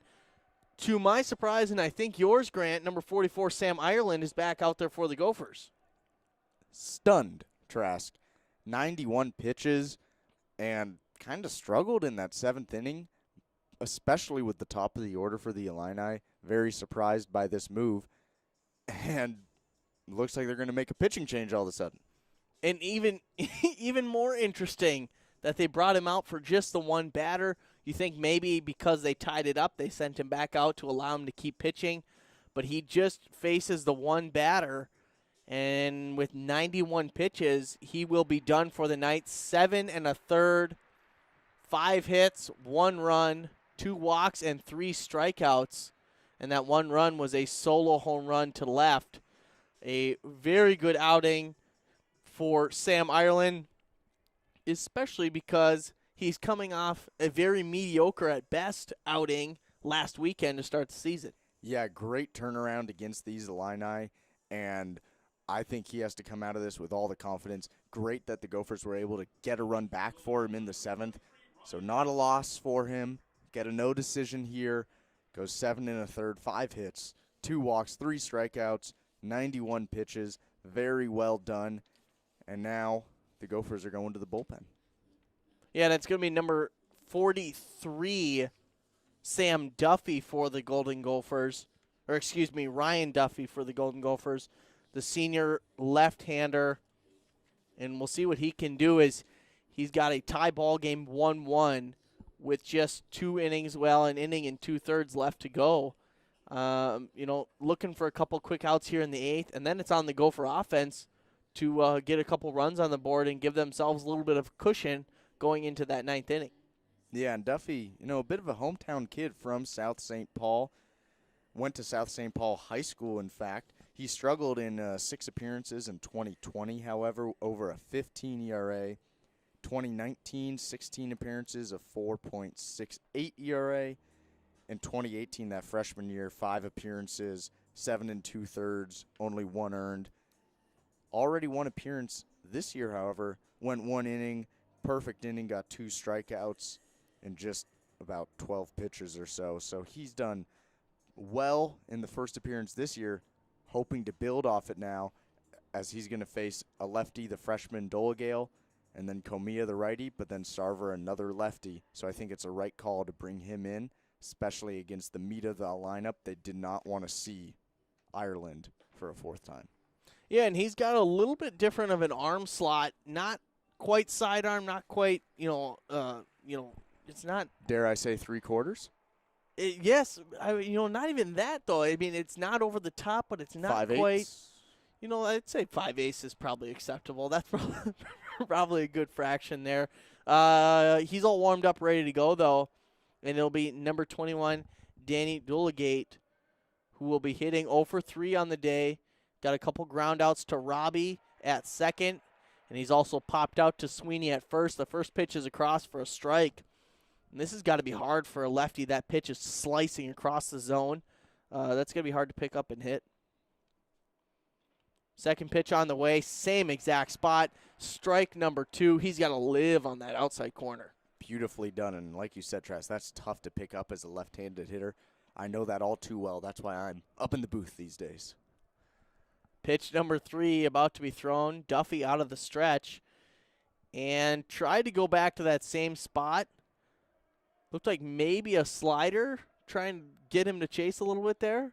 A slider that didn't slide but started way outside. Unfortunate for him there, but you can afford to do that when it's 0-2. 1-2 now to the number 2 hitter of Illinois. This one's going to be a ground ball up the line, but foul. Picked up by the first base coach of Illinois, who will roll it into the dugout. So still 1-2. Duffy looking for out number 2 in this inning. The Gophers straight up defensively, except for Sweeney at first, who's hugging that right field line a little bit. Outfield is straight up. Left field in a little shallower than usual. Duffy still in the stretch. Rears back and fires. Outside corner. Got him looking. Ooh. Strikeout for Duffy and out number 2 for the Gophers in the 8th. Worked out for Duffy. I don't think that was the location he was going for. A bit higher than he wanted. Works out for him, though, and now 2 outs. Can he handle the right-handed hitter, though? We'll find out as Brandon Comey, the shortstop, comes up to hit. He's 0 for 3 with a line out to third, a strikeout, and a ground out. And this one got up in on Stahl, and his throw over to first won't be in time. And it looks like he just read this one funny. It short-topped on him a little bit, and he's able to field it, but the throw is too late, and so we'll have a runner on first. Yeah, it'll be interesting to see where they mark that, if that's an error or not, because that was just a really hard-hit ball. I think he did a good job of even just stopping it, going into the outfield, leading to a potential extra base hit. If you are the official scorer, how do you rule that one, Grant? I would probably say that was a single. Okay. I think I would probably give him an error there. I thought he maybe misread that ball off the bat, and so he was kind of at a weird angle. But I think they're going to go with your ruling and give him a single. So the Gophers will remain at 3 errors, and this one's going to get away from Stanky and allow the runner to advance. So Comey will jog into second base, and quickly the Illini have a man in scoring position with 2 outs here in the top of the 8th. Duffy a little rattled right now. If I'm the pitching coach, you might want to head out there and just calm him down. Hopefully he doesn't give another ball away like he just did. Robbie at second, out in the outfield grass. Looks like they're going to try to go low here against Sarver. This one's going to be outside corner, strike 1. So it'll be a 1-1 count to the cleanup hitter of Illinois. Sarver's a cleanup hitter, but has not had a hit yet today. A couple ground outs, and then was able to get a walk in the 6th. Gophers with 3 hits on the day. Illinois with 6. A man on second. This is outside corner, but looked a little high, so it's going to be 2-1. Sarver 0 for 2 on the day with a walk. He's grounded out to the right side twice. Illinois just 6 for 28 today as a team. Duffy, long look in, checks second, and fires home. This one swung through and missed for strike number 2. Duffy living on that outside corner right now. Yeah, and I think he kind of has to. It worked out well against Dulagate, and I think he does not want to risk throwing this over the plate to Sarver. Minnesota outfield in a little bit. Infield straight up, playing a little deeper on the corners than usual. The pitch, way outside. Nice grab by Stanky. Extending out into that right-handed batter's box to grab that one. So we'll have a full count with 2 outs here in the top of the 8th. The Gophers looking to strand one. Illinois looking to take back the lead. U.S. Bank Stadium here in Minneapolis. Duffy checks second, fires home, over the inside corner and got him. And the Gophers are fired up.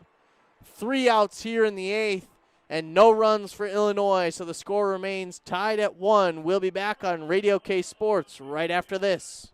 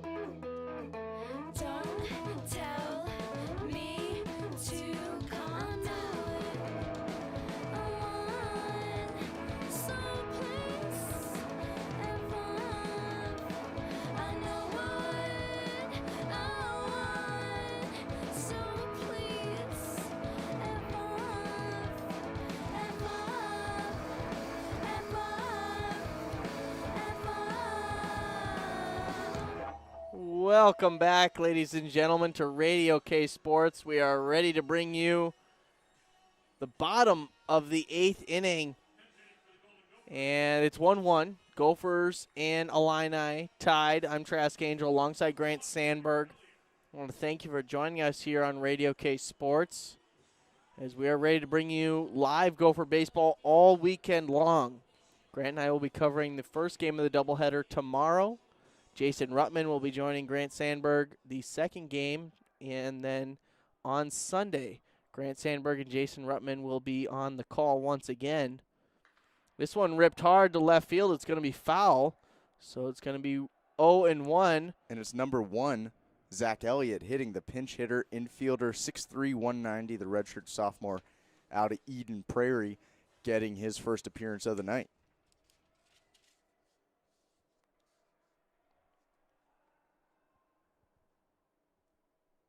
Elliott did not play last season. Chose to redshirt after hitting 154 in 2019 in 13 at-bats, starting 3 games. Played in 1 game this season, 1 at-bat. Unable to scratch across a hit. So we'll see if he can do something in this game. As this ball's going to be outside, so it'll be 2-1. To the pinch hitter, Elliott. I like this move of getting this pinch hitter in here, Elliott, especially Stahl struggled in at short earlier last inning, getting a fresh legs out there in the batter's box. This ball is going to be low, so it'll be 3-1 to Zach Elliott. And the Gophers looking to get a leadoff man on. They've been unsuccessful through 7 innings to get somebody on before they have an out on the board. The pitch across and swung through, so it'll be strike number 2 and a full count. As Nathan Lavender, 3 pitches in a third of an inning so far in this game, coming in relief for Hoffman. Illinois outfield shading to right field. This one's going to be lifted up, potentially in play down the right field line, and it'll be about 2-3 rows back in the seats. So Elliott will stay alive with a 3-2 count. Yeah, he's staying alive right now. He has a good matchup going against this lefty. He's seeing the ball well. Hopefully he can take this the other way. Big gap in right center field right now. Illinois bullpen still active. Nobody up in the Minnesota pen. The pitch fouled straight back. Elliott stays alive. Elliott's right on it right now. He's timed it up well. I would not be surprised, though, if Lavender drops in a changeup right here. Minnesota as a team 3 for 24 hitting on the night. Just 3 team hits. One from Wassel. This one swung through and missed by Zach Elliott. And the Gophers once again unsuccessful in getting the leadoff man on, and they'll return to the top of the lineup with Andrew Wilhite. Unsuccessful, but still a good at bat, I would say. Definitely forced a lot of pitches there. You were able to see a lot more of what Lavender is throwing at you. But now Wilhite, the lefty, tough matchup here, lefty on lefty. Yeah, to your point, Grant, Zach Elliott did everything you need to do as a leadoff man except get on base. He was able to force 7-8 pitches, and this ball ricocheting all over the place. Nobody catches it, though. It's fouled off into the seats, so it'll be 0-1 count to the leadoff man. But, yeah, he forces a full count, fouls off a couple, sees a couple different pitches from the new pitcher, and unfortunately strikes out. So, you know, everything besides getting a hit he was able to do. This one lifted to left field. It's going to be playable for Dulagate, and he'll catch it on the run in. So it'll be 2 outs and a quick second out for the Golden Gophers. Robbie up now. If he can get on base, I think he's going to cause a lot of craziness out there on the bases, and that would really rattle Lavender. So if you're Robbie, maybe take a pitch or 2 here. Just somehow, some way, try to get on base. 2 outs for the Golden Gophers, tied with Illinois 1-1 here in the bottom of the 8th.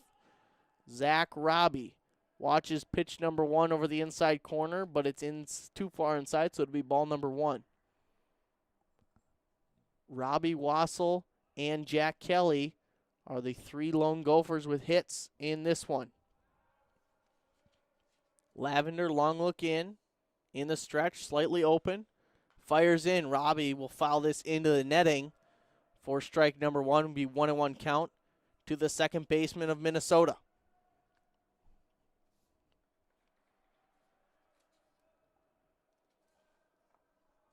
Robbie with 3 home runs on the season.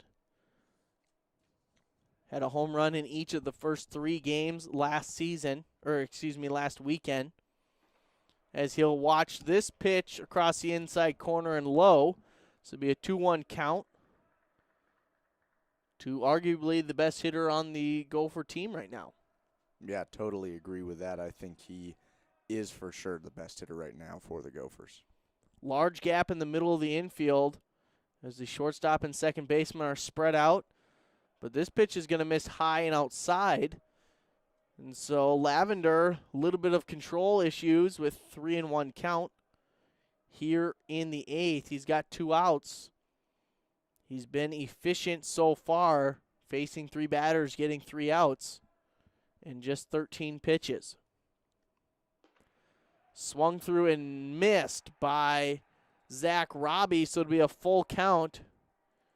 And once again, the Gophers, no runners on, 2 outs, looking to get something scraped together here before they head into the 9th. And this one lined up the middle. Nice job by Zach Robbie. A sharp single to get things going here in the 8th with 2 outs.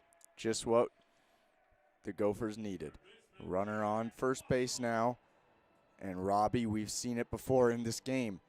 He can confuse pitchers. He can do a lot on the base paths. I would not be surprised if you, within the first 3 or 4 pitches, do some sort of hit and run, especially with Wassel.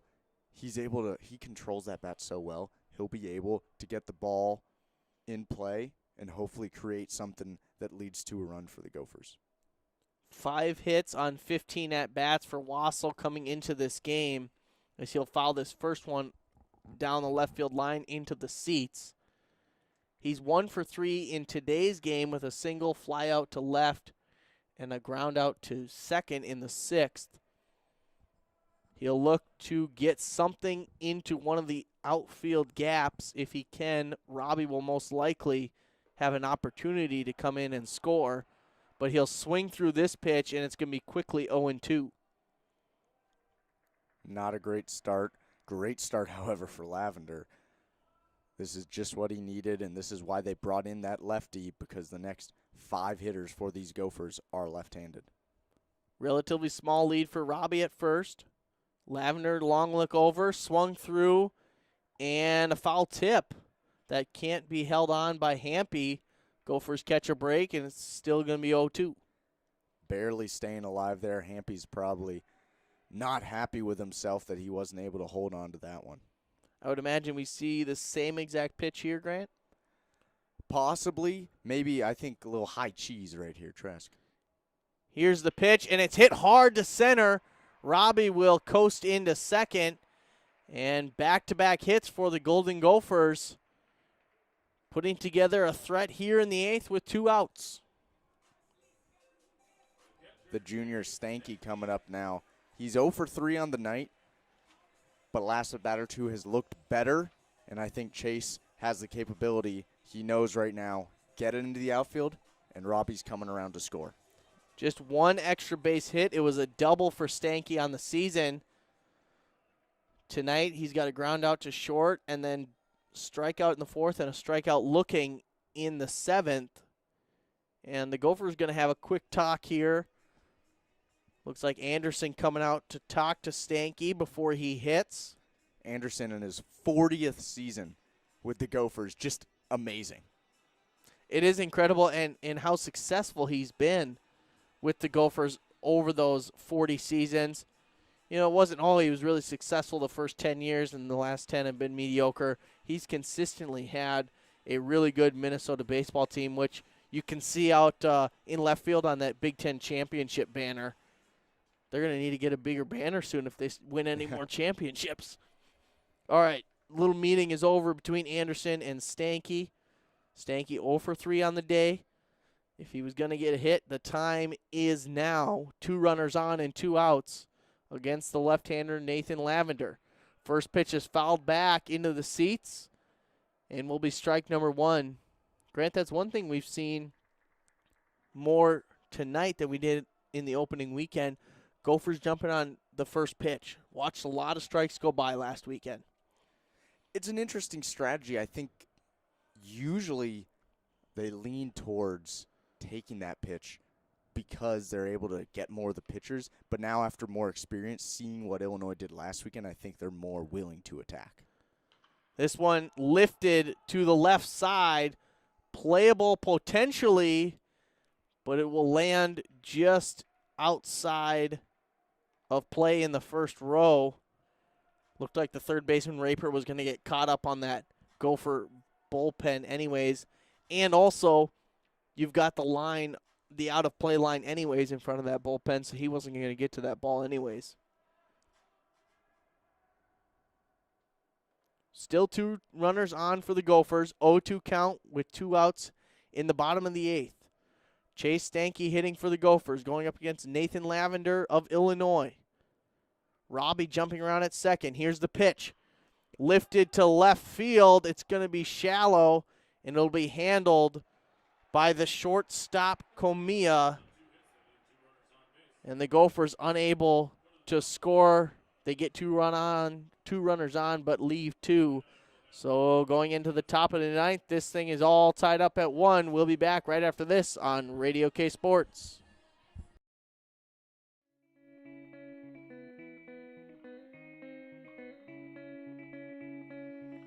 You've got a pocket full of gold. This trick you're playing's getting no hold. You've got a pocket full of gold. This trick you're playing's getting no hold. Too young to be lazy, don't tell me you're a maybe. And I know you and you know me. It's getting deeper in this big sea. The old lady tells me it's hard, and my time is short, and you've got your game and I've got mine. Shouldn't really take much time. You've got your game and I've got mine. Shouldn't really take much time. Half know how to play it and half know how to say it without losing everything we've got. It may be small, it's not a lot. Need it when that day comes, we'll need it when that day comes.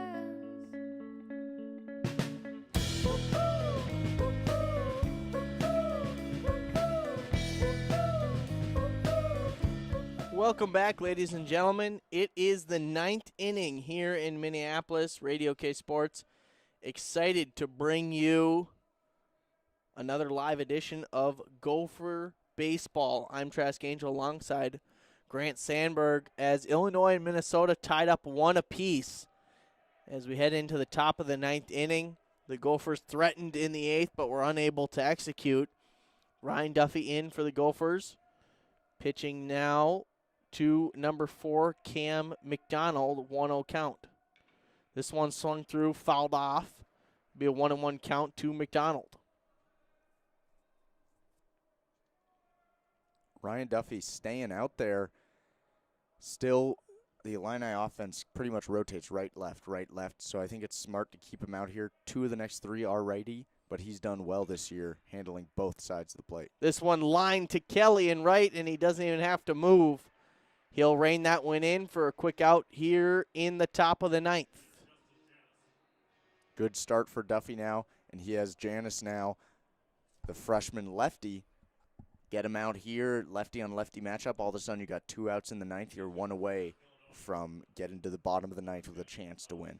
Number 17, Justin Janice up for the Fighting Illini. 1 for 3 on the night. He's got a couple ground outs and a single up the middle. So he'll step in. Lefty on righty matchup as both bullpens are silent here at US Bank Stadium. Gophers playing straight up defensively.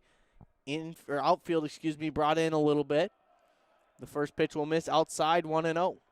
And Janice listed as a lefty, but must be a switch hitter as he's hitting right-handed, although it looks like they made an announcement now that they're bringing in a sub, so it's going to be Jurok, number 10, another freshman batting.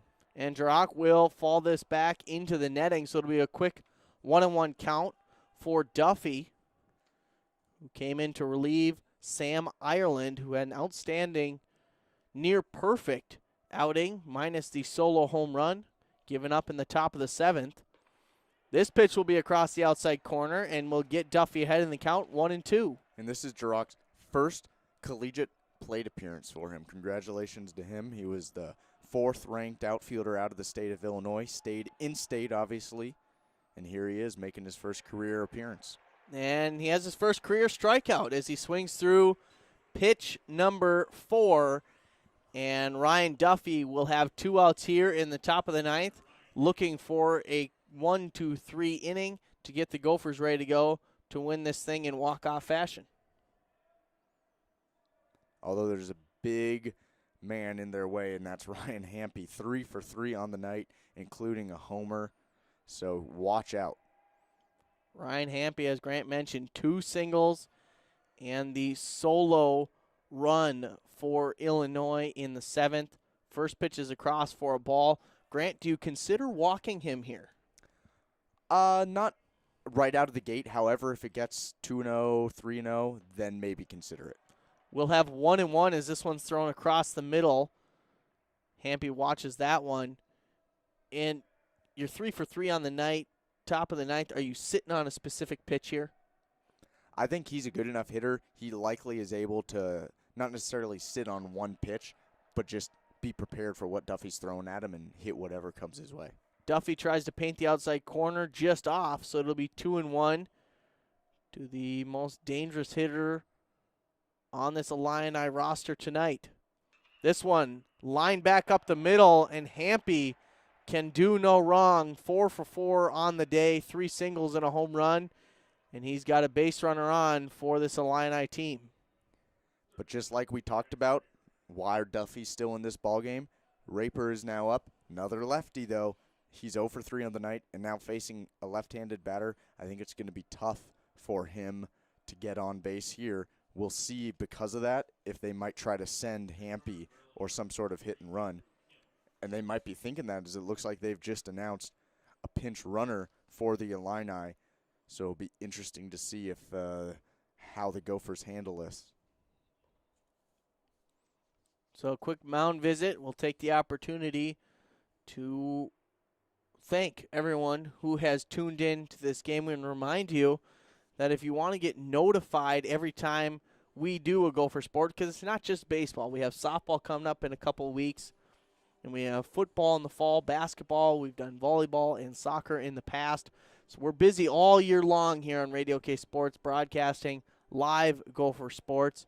So go ahead and like, subscribe the Radio K 770 page, and you'll get notified every time we go live. And also, you'll be able to check out a lot of the content that Radio K puts out. And Radio K, obviously, the student radio station here at the University of Minnesota, serving as the umbrella to Radio K Sports. And they do a lot of exciting stuff with local bands, local music. Unfortunately, a lot of that's been put on pause because of COVID. And, you know, if the listeners have liked the music they've heard tonight, that's all from Radio K, all local bands. It's, like Trash said, it's pretty cool, all the local bands they bring in every Friday, usually a live studio appearance. However, that's been suspended with COVID, but hopefully we'll be back next semester. Gopher Mound visit is over, and we're ready to resume here in Minneapolis. First pitch to Jackson Raper is low and outside, ball 1 from Duffy. Raper 0 for 3 on the night, a fly out to center, ground out to Robbie at second, and a strikeout in the 7th. Pretty safe lead over at first, but Duffy's going to check anyways. This Illinois team stealing 7 bases over the opening weekend. None so far tonight, although they really haven't had that many opportunities to steal any bases tonight. Yeah, and the one that they did, Sam Ireland picked him right off. Pitch number 2 on the way, and it's going to clip the outside corner, so it'll be 1-1 to Jackson Raper of Illinois.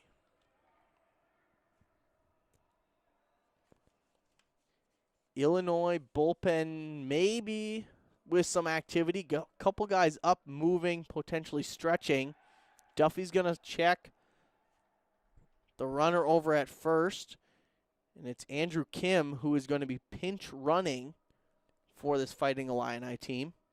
Yeah, and it's interesting, Jackson Raper, this is actually his first year with the Illini, even though he's a senior. He played the first 3 years of his career D2 at Catawba College. And the runner goes on the pitch, and he is going to be safe. A really nice jump for Kim.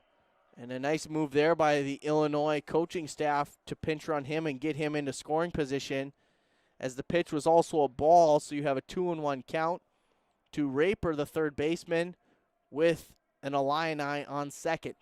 And you've been talking about it all game, how the Illini did a great job last weekend stealing bases, and they strike for the first time tonight. Minnesota straight up defensively. Float this one across for strike number 2 on the outside corner. So the count will be even at 2-2 with 2 outs here in the top of the ninth. The Gophers looking to strand an Illini and get themselves into position to win this game in the bottom of the ninth.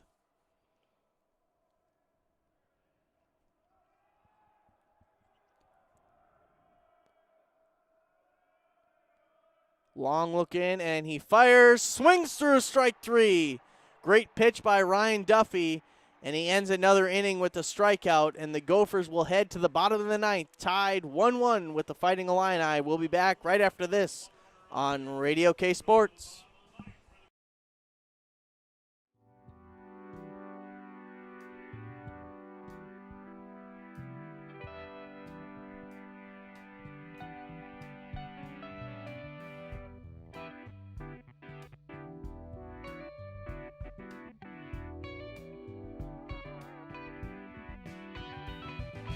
Having yourself a night.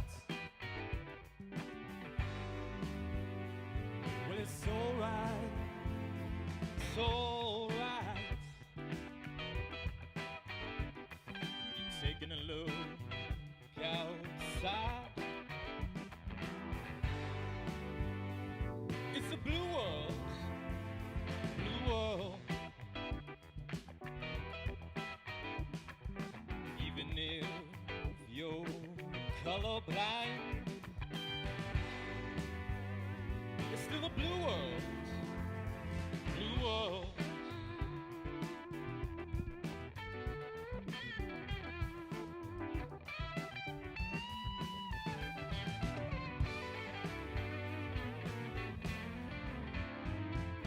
Now you know the OCD enough. What's your plan to ensure that our children have a planet to inhabit, to inhabit, to inhabit?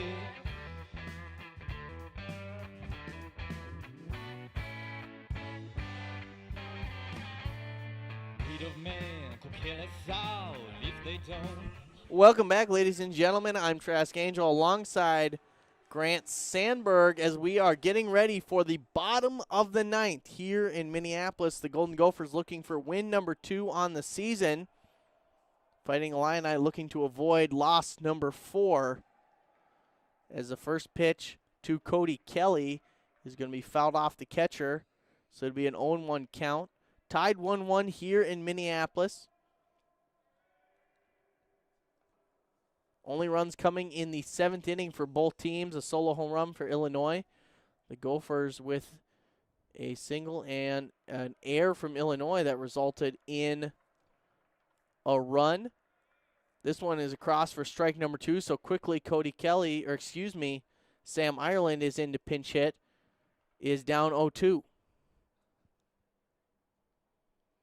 And he'll hit this one hard to left. It's going to be tracked, though, by Dulagate, and he'll rein it in for out number 1. Now that's an interesting rule in college baseball. Ireland, the starting pitcher for the game, comes back to pinch hit. Interesting, and shows how great of an athlete he is. Pinch hitting in the bottom of the ninth, great opportunity for him, and he hit that ball well, just right into the left fielder's glove. Yeah, he hit for himself when he pitched last Friday. Unfortunately, didn't have a great game hitting or pitching, but definitely came back tonight with a nice pitching performance. And like you said, just hit the ball in the wrong spot, hit it hard though.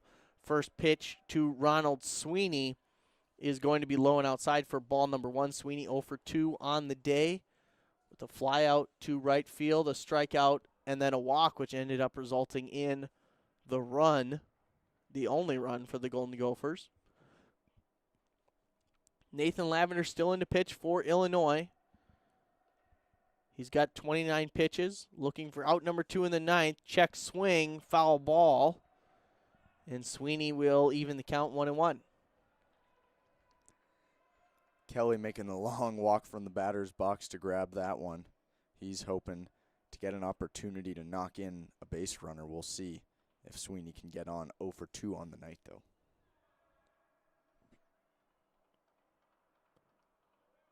Illinois has a man up in the bullpen, getting ready for a potential 10th inning. This one across the inside corner for strike number 2. And Sweeney will be down in the count 1-2 with 1 out in the bottom of the ninth. 10th inning, or also later on, if the Gophers can get a rally even here in the ninth, they might want to pull Lavender to bring in the righty for the 8th and 9th hitter in the Gopher lineup. On deck for the Gophers is Jack Kelly, who's 1 for 2 on the night. Here's the pitch to Sweeney. He'll swing through and strike out, so it'll be 2 quick outs for the Golden Gophers. And another strikeout for Nathan Lavender, his 3rd of the night.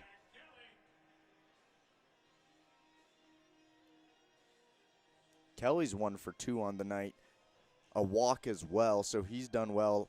Been on base the most out of any Gopher tonight. And it will be down to Kelly to continue the 9th inning for the Golden Gophers, tied 1-1 with Illinois. First pitch is inside, ball 1.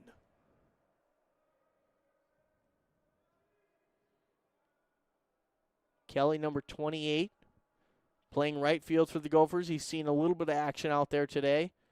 The couple balls that have been hit to him, though, he really hasn't had to move that much for. Yeah, but they've been hard liners. I've been impressed by his defensive skills tonight. Illinois straight up defensively. Hard swing and miss from Kelly. And these last couple swings from the Gophers, including Sweeney's at bat, looking like they're shooting for the outfield wall. Yeah. 1-1 count to Jack Kelly.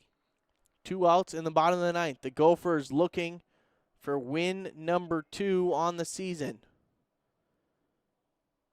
Another swing and a miss. And it'll be a 1-2 count with 2 outs in the bottom of the 9th to Jack Kelly.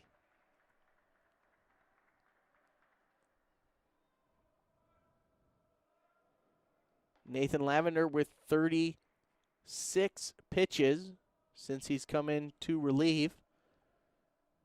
At 2 full innings now of relief. Looking for the final out. And another swing and a miss. And it'll be a quick 1-2-3 inning for the Golden Gophers. And we'll head to the 10th. Tied 1-1 between Illinois and Minnesota on Radio K Sports. We'll be back right after this.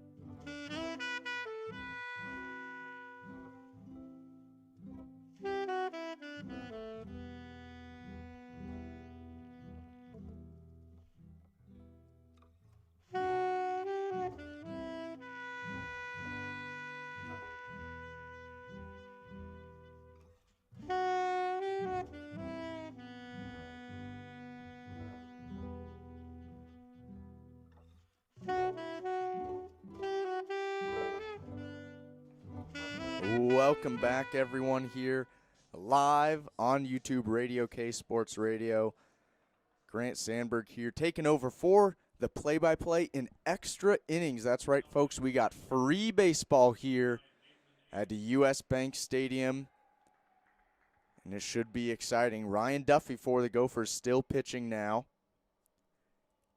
This will be, assuming he gets this next out, it will be his 2nd full inning of work.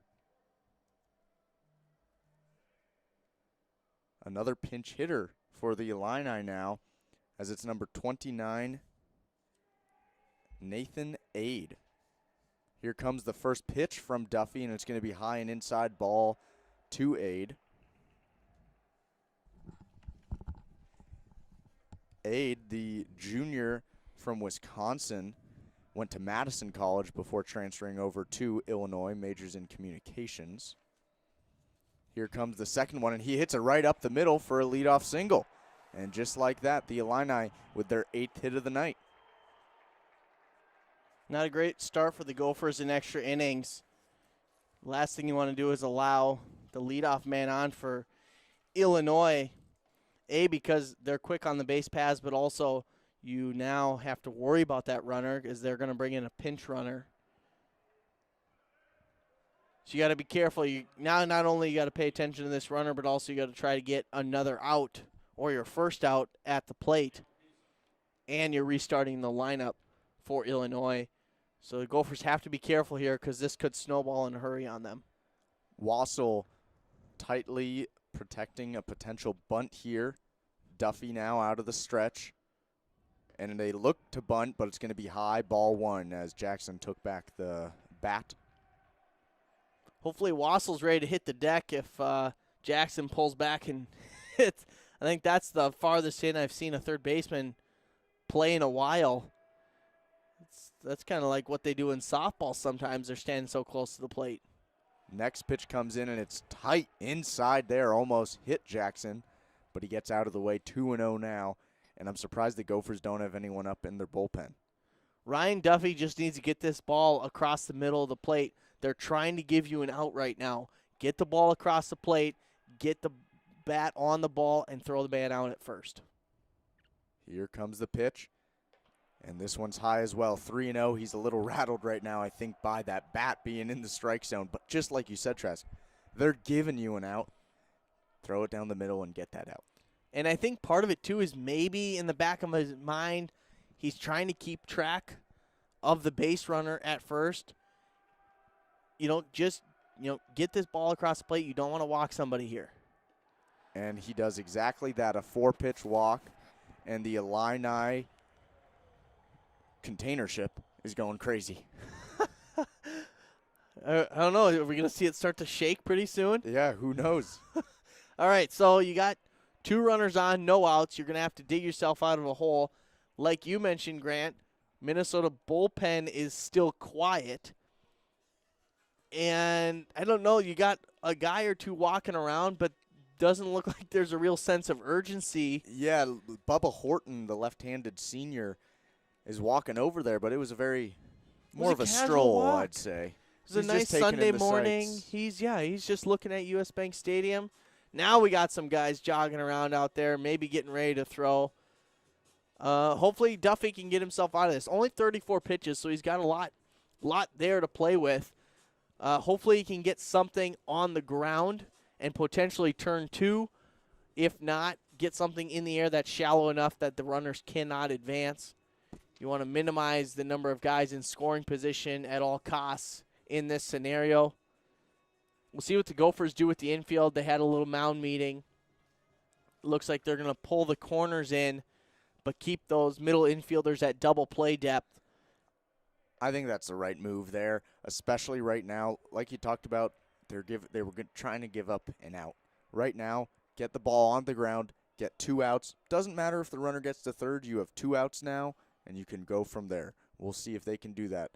As the Illini 8 hits on the night, and they're threatening right now in the top of the 10th. Free baseball, 1-1, and Dulagate, number 21, the left fielder, is going to take the plate here.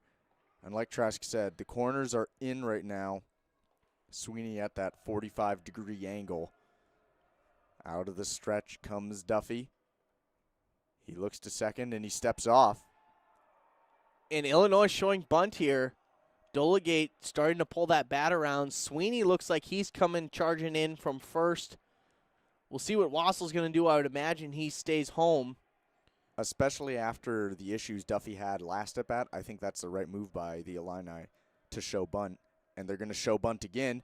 And this one is dropped by the catcher, and they're going to advance both bases, second and third now for the Illini. And the Gophers have not handled this situation well. And, yes, Stanky did drop the ball, but it was bounced into him. So nice job by him getting in front of it. He does muff it a little bit. If he was able to field that off the hop cleanly, you would have definitely had an out at third. But, again, a bad pitch by Duffy, and he's really rattled right now. So now you have to pull the entire infield in and come home with it if he's got anything on the ground. Here comes the second pitch. Still out of the stretch is Duffy. And it's well outside and low. Good job there by Stanky just to handle it. And if I'm Stanky, I'm probably going out to the mound right now. Give him a second. Calm down. Yeah. Right, give him a second to take a breath. Like, just focus on the batter now. Now you don't have to worry about runners. They're already at second and third. Just get the batter. 2-0. Runners at second and third. No outs. Here comes the pitch, and it's inside. All right, 3-0. 3-0 Grant. Walk 'em. I think get the bases loaded here. Then it's a force at home. You don't have to worry about a tag or anything. I think that's the move here. Probably switch pitchers as well after this at bat. But we'll see. Duffy trying to get through it here. 3-0, second and third. Let's see what happens. And it's a strike right down the middle. Ryan Duffy, great pitch. And it looked like potentially Danny Dulagate may have had a green light there as he thought about he it. loaded back and took his step. A lot of times in that situation, you'll see guys not even load their bat if they have a red light. But now 3-1, Duffy's got to keep fighting. Fifth pitch of the at-bat. Would have been outside, but Dulagate goes for it. It's going to be high, somewhat deep to left, and it's dropped as he trips over the mound. Potentially a good thing that it was dropped because they would have scored at least one run easily. And that was tough play there. With the mound, I totally understand how you drop that ball. Yeah, that one was tough because it was right on that borderline of being deep enough or not too shallow to advance on. So it's going to probably be a close play. But he saw that mound coming up on him, and he tried to get around it as he caught that ball. It ends up tripping and losing the ball. But if he did catch that, he might have tripped on the mound, and they might have had a free run at the plate. So, like you said, it might have been a good thing that he didn't catch that ball. Here comes the next pitch, and it's low and outside. Another walk. Bases loaded now for the Illini, and no outs. Will the Gophers make a pitching change? John Anderson, and yes, they will go out to the mound. It looks like it's the pitching coach, McDivitt, and they're going to bring in a reliever. So Trask and I will be back here in about a minute or so, live from U.S. Bank Stadium. Extra innings here, Minnesota Golden Gopher baseball.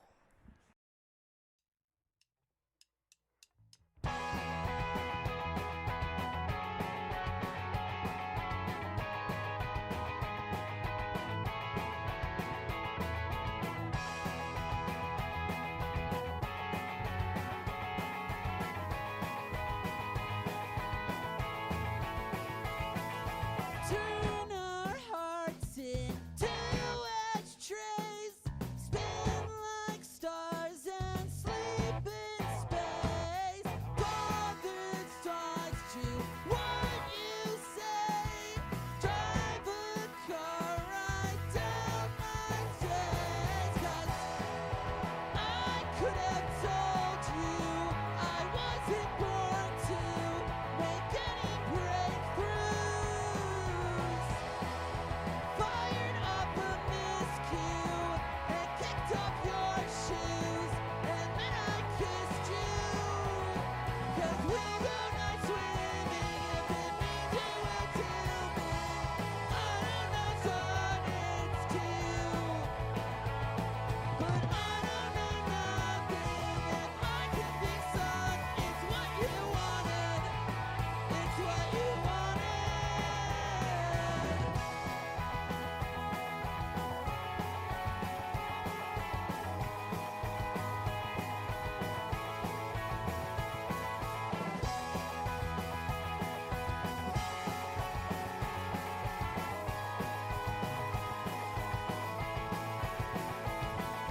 Penny wise and pound foolish, bought a dime, some wine and fish. Mother, may I make a wish? Drove our cars right. Welcome back, ladies and gentlemen, to Radio K Sports live on YouTube. I want to thank Radio K once again for providing us with all the awesome music during our commercial breaks. And Grant, we have a new pitcher for the Gophers, and bases loaded with no outs. Yeah, scary situation for Patrick Fredrickson to walk into.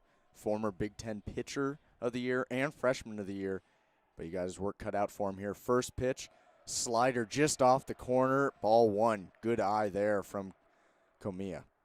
Bases loaded. Infield is in slightly from where they usually play. All the infielders are even with the base. You got to come home with this one to try to preserve the tie if you can get something on the ground. Second pitch is high and tight, ball two. Before you can get something on the ground, though, you got to get a strike across the plate here. Duffy and now Fredrickson struggling to get that ball across the diamond, and we'll see if he can do something here with a 2-0 count. Comey 1 for 4 on the night, and he just looks at another ball way outside, 3-0. Grant, if you're Illinois, do you green light number 23 Comey right here? No, I do not right now. Comey, he's a decent hitter, but Fredrickson looks rattled already. I think you just take this pitch all the way. I agree with that. If you can get the walk, take it. And they are going to Unbelievable. get the walk. So the Gophers, I mean, holy cow, just a total breakdown here in the 10th. Really not a lot of offense for Illinois, just a lot of bad pitching. And unfortunately for the Gophers, they now trail 2-1 here in the top of the 10th. 3 straight walks now for the Illini, and they've taken the lead here in the 10th. 2-1 now, and still bases loaded, no outs, infield still in. Sarver up to the plate, 0 for 3 with a walk, and another ball now. 5 straight balls as Fredrickson has come in to pitch. Needs to just get something across the zone here. Yeah, Sarver 0 for 3 on the day with a walk. His last at-bat was a strikeout looking. Get the ball across the plate here. This might be an easy out for you. Fredrickson to the plate. Oh, and just past the first baseman. Sweeney, he dove for it, couldn't grab it. The Illini score 2, and they're going to send it into the third baseman. No, just cut off around second. The Illini lead now 4-1 here in the top of the 10th. And unfortunately for the Gophers, kind of a worst-case scenario. Bases loaded, no outs. You're hoping to get something that's manageable in the infield to throw home with.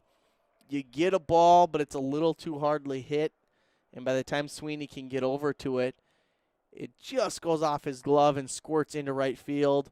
And then that ball kind of dies out there and gives Illinois time to send a second guy home.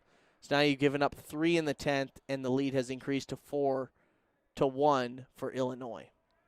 First pitch from Fredrickson to McDonald is low and outside, ball 1.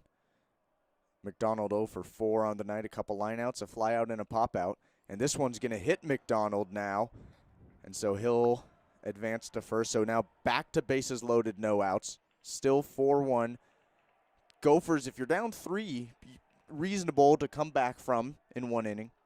However, got a lot of work to do to be down only 3, as it's now bases loaded, no outs. Fredrickson has come in, has not recorded an out. He has a walk, a hit, and a hit batsman now, and just about 8 pitches. Gophers have pulled the infield back. I think that's probably the right decision. You'd take 2 outs here over another run as you're already down by 3. Agreed with that, as Fredrickson goes to the plate and another ball wide and outside, not close. You just got to throw strikes here. You're not even giving Illinois an opportunity to get themselves out. You continue to throw balls, and they're not close either. So you just got to start pumping strikes in there and hope that they're going to get themselves out, ground out, fly out, something like that. Second pitch from Fredrickson on the corner, and they're going to call it a strike. 1-1 now.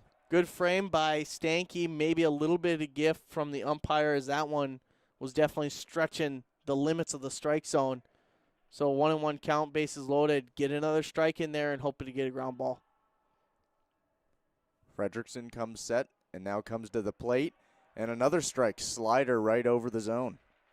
Yeah, that one was kind of in the same spot, but a little bit more of the plate on that one. So now you're ahead in the count. You have a little bit more flexibility. I'd like to see him come back with another strike here and force a swing from number 10, Tom Jurek. Here comes Fredrickson, just outside. Good pitch, but wasn't able to get it to go. 2-2 now.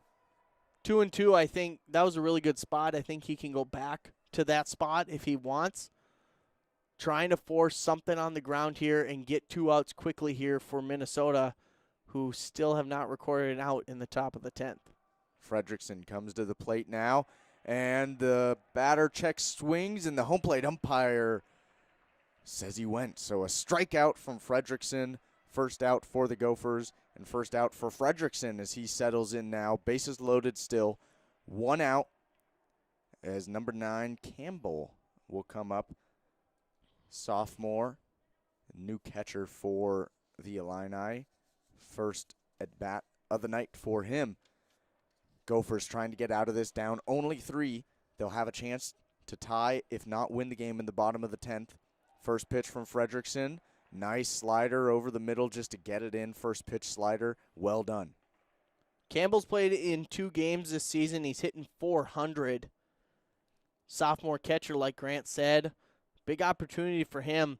He's been hot to start this season. If he can get the bat on the ball here, that's 2 to 3 more runs for this Illinois team. Here comes the pitch, and it bounces through that one only about 58 feet as that one bounced well in front. Good job by Stanky just to keep that one in front of him. Illinois with 2 guys up and throwing in the pen. I got to believe if this stays a 4-1 game, they got 1 guy coming in, and any more runs, they're maybe bringing in a little bit less experienced of a reliever, as that Minnesota bullpen is still quiet. Next pitch from Fredrickson goes about 57 feet this time, and Stanky with another good stop. Now 2-1. Looked like he tried to throw the same pitch back-to-back there, and it looks like it's coming off his hand funny. I don't know if he's trying to throw something off speed, low and away, force a ground ball, but whatever it is, he's obviously not getting the right feel on it in his hand, so he's going to have to rely back on that fastball or changeup and force a swing from Campbell. Here comes the next pitch, just outside though. Ball there, 3-1 now. That one just outside, but looked like it was pretty low. So now 3-1, you're going to have to throw a ball that gets a little bit more of a plate, and it turns into a much riskier pitch as you're allowing this hitter to maybe get more bat on ball and drive something in the outfield. 3-1, Fredrickson comes to the plate, and it's just high. I thought it would have been good, but instead they walk in another run. 5-1, the Illini lead now. Still only 1 out, and the Gophers coaching staff doesn't really know what to do here. Yeah, I think at this point you may be looking at the scoreboard and you're looking at your schedule this weekend as you have 3 more games in 2 days. I think potentially they're going to stick with Fredrickson the rest of the way and maybe save that 1 extra reliever for games later on this weekend. First pitch from Fredrickson now to Raper is low inside for a ball. Raper has struggled 0 for 4, including 2 strikeouts in his last 2 at-bats. Yeah, Raper would like to see himself get a hit here. He struggled today. Ball's high and inside as he just has to back away from it. 2-0 now. But again, he hasn't seen a pitch in this at-bat that he's even tempted to swing at. And so, Fredrickson's just got to focus on getting the ball down. Just throw it down the middle of the plate. Get a strike across, force a swing, and hope that it goes in your favor. And this one's hit well by Raper. Is it in the gap? It is. Drops right in front of the center fielder, Bertrand. That's going to score 1 run, and that's all as they just go station to station here. And the Illini now up 6-1. Unfortunately, if the bases are empty, Bertrand is probably able to dive for this one and maybe get a hold on it, but just too risky with the bases loaded late in the game. He's got to take a safer angle on the ball, take it off the hop, and allow that run to score for Illinois.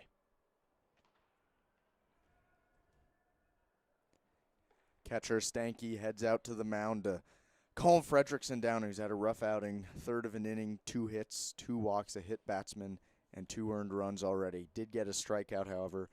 And Trask and I were talking about this when they were bringing in Fredrickson in, but he's struggled in the past couple of years. Had a great freshman year, was even listed as a Rawlings All-American his freshman year, and has struggled since then. He was really struggling in 2020 before the COVID outbreak, and now here he is struggling in another appearance in 2021. Hopefully he can recover here, though. With bases loaded, 1 out. Pinch hitter now for the Illini is number 13, Cal Hayes, and this ball is just going to be fouled away up into the seats there. Yeah, Cal Hayes, the freshman infielder, into the game. He's played in 2 games this season, started 1. He's got 4 at-bats, .250 average. He's got 1 hit, and it was a double, which also was an RBI. So another opportunity here for him to punch across a couple runs early in his career for Illinois. Next pitch from Fredrickson, slider low and away for a ball, 1-1 now. The Illini have two people warming up in their bullpen right now. Looks like they're going to bring a lefty in as here comes the next pitch from Frederickson. Low and outside again, 2-1. I still think Frederickson is potentially trying to aim this ball too much. I think he's got to get himself into the mindset. You're down 5 in the top of the 10th. You got bases loaded with 1 out. You got to get this ball across the plate, and you got to force a swing from Illinois. Another pitch from Frederickson here. High, but in the zone. Outside corner hits, so 2-2 now. That's a good pitch there. You can throw it there again, but maybe focus on getting a little bit more of the plate. Really make sure it's a strike. Make sure that Illinois is swinging on every single ball that you throw from here on out.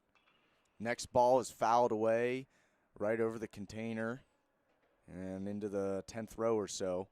And number 13, Cal Haza, stays alive here, like Trask said.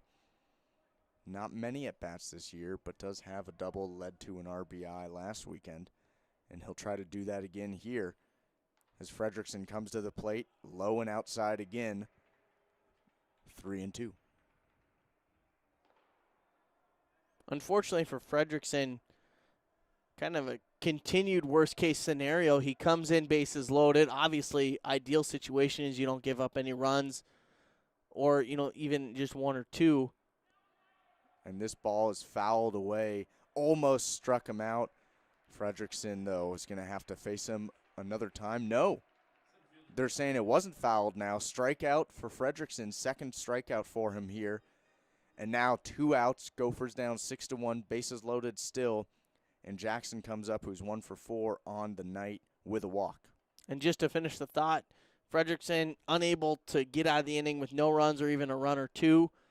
And now he's continued to struggle to get any outs. He finally gets a strikeout there. Now he just punched a strike across. Maybe he's got himself in a little bit of a rhythm now to get out of this inning with bases loaded still. The Illini this inning, 5 runs scored. And it's just the first inning of extra innings as the clock's about to hit 10 p.m. here in Minneapolis. Second pitch of the at-bat is low and away again, 1-1. And I think you're right, Trask. He's just trying to find that slider low and away, and it just is not working for him. Yeah, I think you just lean on the fastball here. If you give up a couple more runs, it is what it is. You're unfortunately probably not going to win this game. So just get the ball across the plate and hopefully let Illinois get themselves out. Next pitch is right over the plate, just what Trask ordered. 1-2 now. He definitely has a lot better command when he's throwing that fastball. Anytime he's switching to any off speed, he seems to be trying to aim or push that ball across the plate. I'd say go back to the fastball here, maybe climb the ladder a bit and get yourself out of this inning. Next pitch, here it comes, and it's going to be kind of tomahawked at by Jackson, up and out of play in the 5th row or so, just over the Illini dugout. Strike away from ending this atrocious top of the 10th for the Gophers. Can Frederickson do it? 2 hits already, 2 walks already, but also 2 strikeouts. Going for a third here is 1-2, 2 outs. Bases loaded. McDonald third, Campbell second, Raper first. And Jackson almost went for it, but holds back. Another slider low in the dirt, and 2-2 is the count. Jackson made that pitch look better than it was. That was well outside and in the dirt, and he thought about it. You got to go, but it's 2-2. You got to go back to your fastball here. See what Frederickson does. He does throw the fastball, and it's popped right up and right out of play. And that one's going to be about 25 rows back or so. Trask, was that the sound of the baseball hitting the seat, or what was happening there? Had a couple fans down there on their phones. Didn't realize that the ball was coming in hot. Nobody Stay gets off your phones, kid. Nobody gets hit though, and so Jackson stays alive. But I think again, Frederickson, he's expecting fastball here probably. Throw fastball, throw it high, and get a swing from Tyler Jackson. Jackson already with 1 hit tonight. Can he get a second? Likely not as he grounds it out to Elliott. Elliott just tosses it to Raby. And that will be the final out of the top of the 10th, the rough 10th inning. And we're going to head to the bottom of the 10th. Gophers trailing 6-1.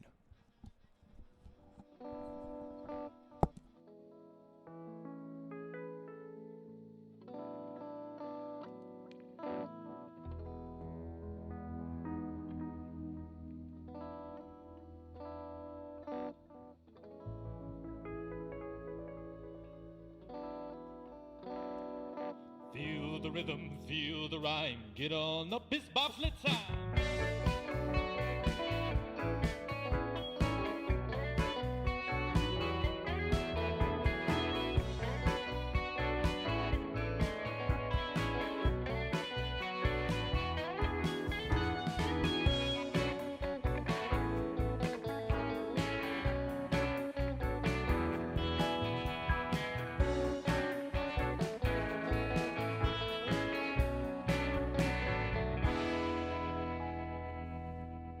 I could sit and meditate, get into the flow of my breath and get my thoughts in control.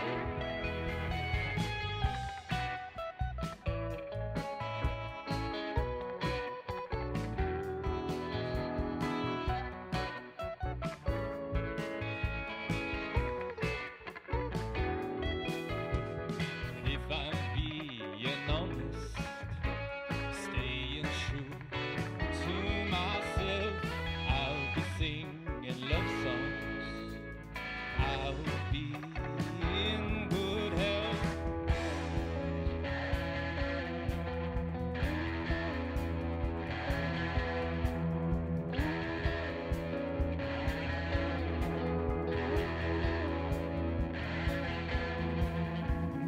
I don't know what I'll do next. Think about having sex.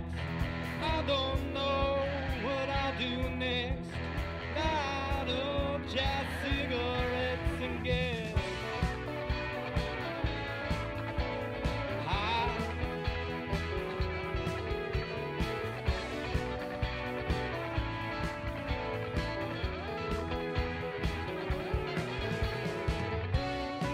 Welcome back, everyone, here live on Radio K Sports. It's going to be a tough half inning for the Gophers. Down 5 runs here in the bottom of the 10th. They've now been doubled up in hits. 5 runs down. And the Gophers are going to be making some changes here. As number 13, Grimm, Otto Grimm to be exact, is pinch hitting here for Yeah. the first time this season. Yeah, redshirt sophomore outfielder, 6'3", 195. Hits left, throws right, out of Bemidji, Minnesota. Hit 400 in 2020, 30 at-bats, had 12 hits in 13 games. Has not played yet in 2021, so this is his first appearance of this season. Also a new pitcher on the mound, Ryan Cutt, number 19 for the Illini, as he throws a strike in there to get this inning started. And then it throws a fastball right there, but a beautiful play by the second baseman in the shift to throw out Grimm, and an unfortunate Grimm start for the Gophers. That was such a nice play by Haza, the second baseman. He goes hard to his left and a little bit of a slide / hop as he fields that ball, spins really cleanly, and he actually had to stop because his first baseman wasn't there yet. Tossed it over, making that play look really, really easy. A hard hit ball to the gap, but he just ran it down in a nice play. Zach Elliott now up, second at bat of the season for him. Struck out in his first at bat in the 8th. And check swing, but he went around here for the first pitch. 0-1 now as Ryan Cutt is looking good so far. Here comes the next pitch. Cutt doesn't pitch out of the windup, just a strict reliever out of the stretch. And this one's hit well right over the shortstop's head, and that's going to be a single for Elliott. Yeah, the Gophers get a base runner. Unfortunately, it's with 1 out. They have really struggled in this game. If I'm not mistaken, all 10 innings, unable to get the leadoff man aboard. And so you're going to have to fight now. You got 1 out, you got 1 runner on, and you need 5 runs. You know, you might have to rely on a long ball here to kind of close the gap a little bit. We've seen Robbie do that before late in the game. Let's see what Wilhite can do with the top of the order coming up here. First pitch swinging, and it trickles to the first baseman, Sarver, but goes into foul territory before he can grab it. 0-1. Wilhite, 3 homers in 2019 and 70 at-bats. Hasn't had a homer since then. 50 at-bats in 2020 and 15 so far this year. See what the Gophers can do to finish up this game. They have 3 more against Illinois, which Radio K Sports will be broadcasting all 3 this weekend. So, if you do take the loss tonight, you're going to have a short memory and able to come back and play well tomorrow. You have a doubleheader late Saturday night. Wilhite swings right through it. And like you said, Trash, doubleheader Saturday. First game is only going to be 7 innings. Second game will start around 8 p.m. or so. You, unfortunately, will not be in attendance for that game or the Sunday game, but you'll be here tomorrow night calling the game as well. Yeah, it should be a good time. I think they maybe learned from last weekend that those 9-inning doubleheader games were getting behind a little bit, and you already have your second game tomorrow slated for a 9 p.m. start time, so that's not getting done until midnight, 12:30, and that's a late night for you. You usually like to get to bed a little earlier than that. Well, if there's a good movie on TV, I'll keep it on. 0-2 now to Wilhite. Wilhite 0 for 4 in the night, trying to get his first hit here. This one's just fouled away. And he's going to stay alive now. 0-2 count for Wilhite. Hitless on the day. He's got a couple flyouts and a strikeout. You'd love to see him get a hit here, because it's virtually impossible for the Gophers to crawl back in this one with 2 outs. You need another base runner here, and you need to push these runners into scoring position if you want to crawl back into this game. Completely agree. Cut to the plate now, and it's going to be a pop-up by Wilhite down the left field line, and it's going to be grabbed right near the foul line for another out there, as Dulagate has been busy over and left. He has, and he's done a really nice job out there. He's had a couple tough catches near the wall in foul territory, and he's covered a lot of ground. There's a lot of ground to cover out there in left field. And, now it's up to Zach Robbie, the Gophers' best hitter. You can't ask for anyone else to be up right now, but you're still down by 5, so you need to string a couple hits along after he hits as well.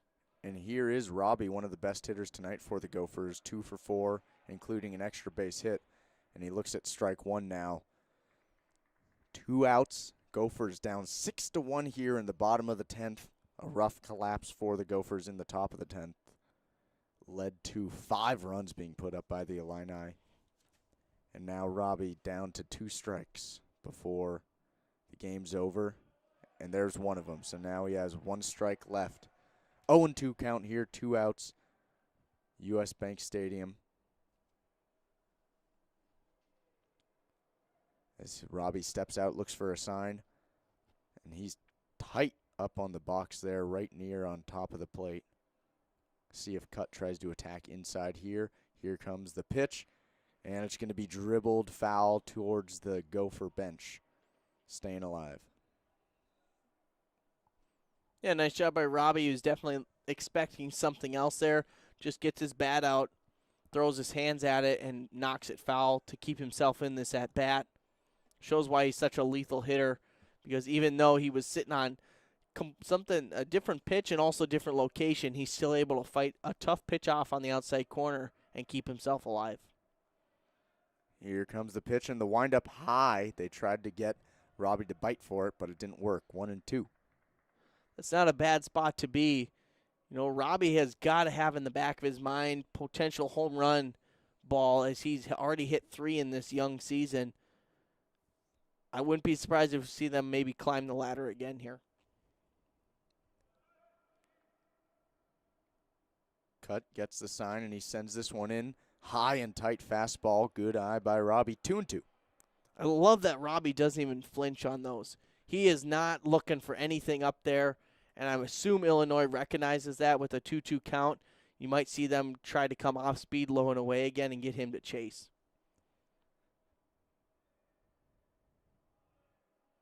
Here comes the pitch from Cut. Inside, Robbie sends it into the gap between short and third. Great stop by the shortstop, Camilla.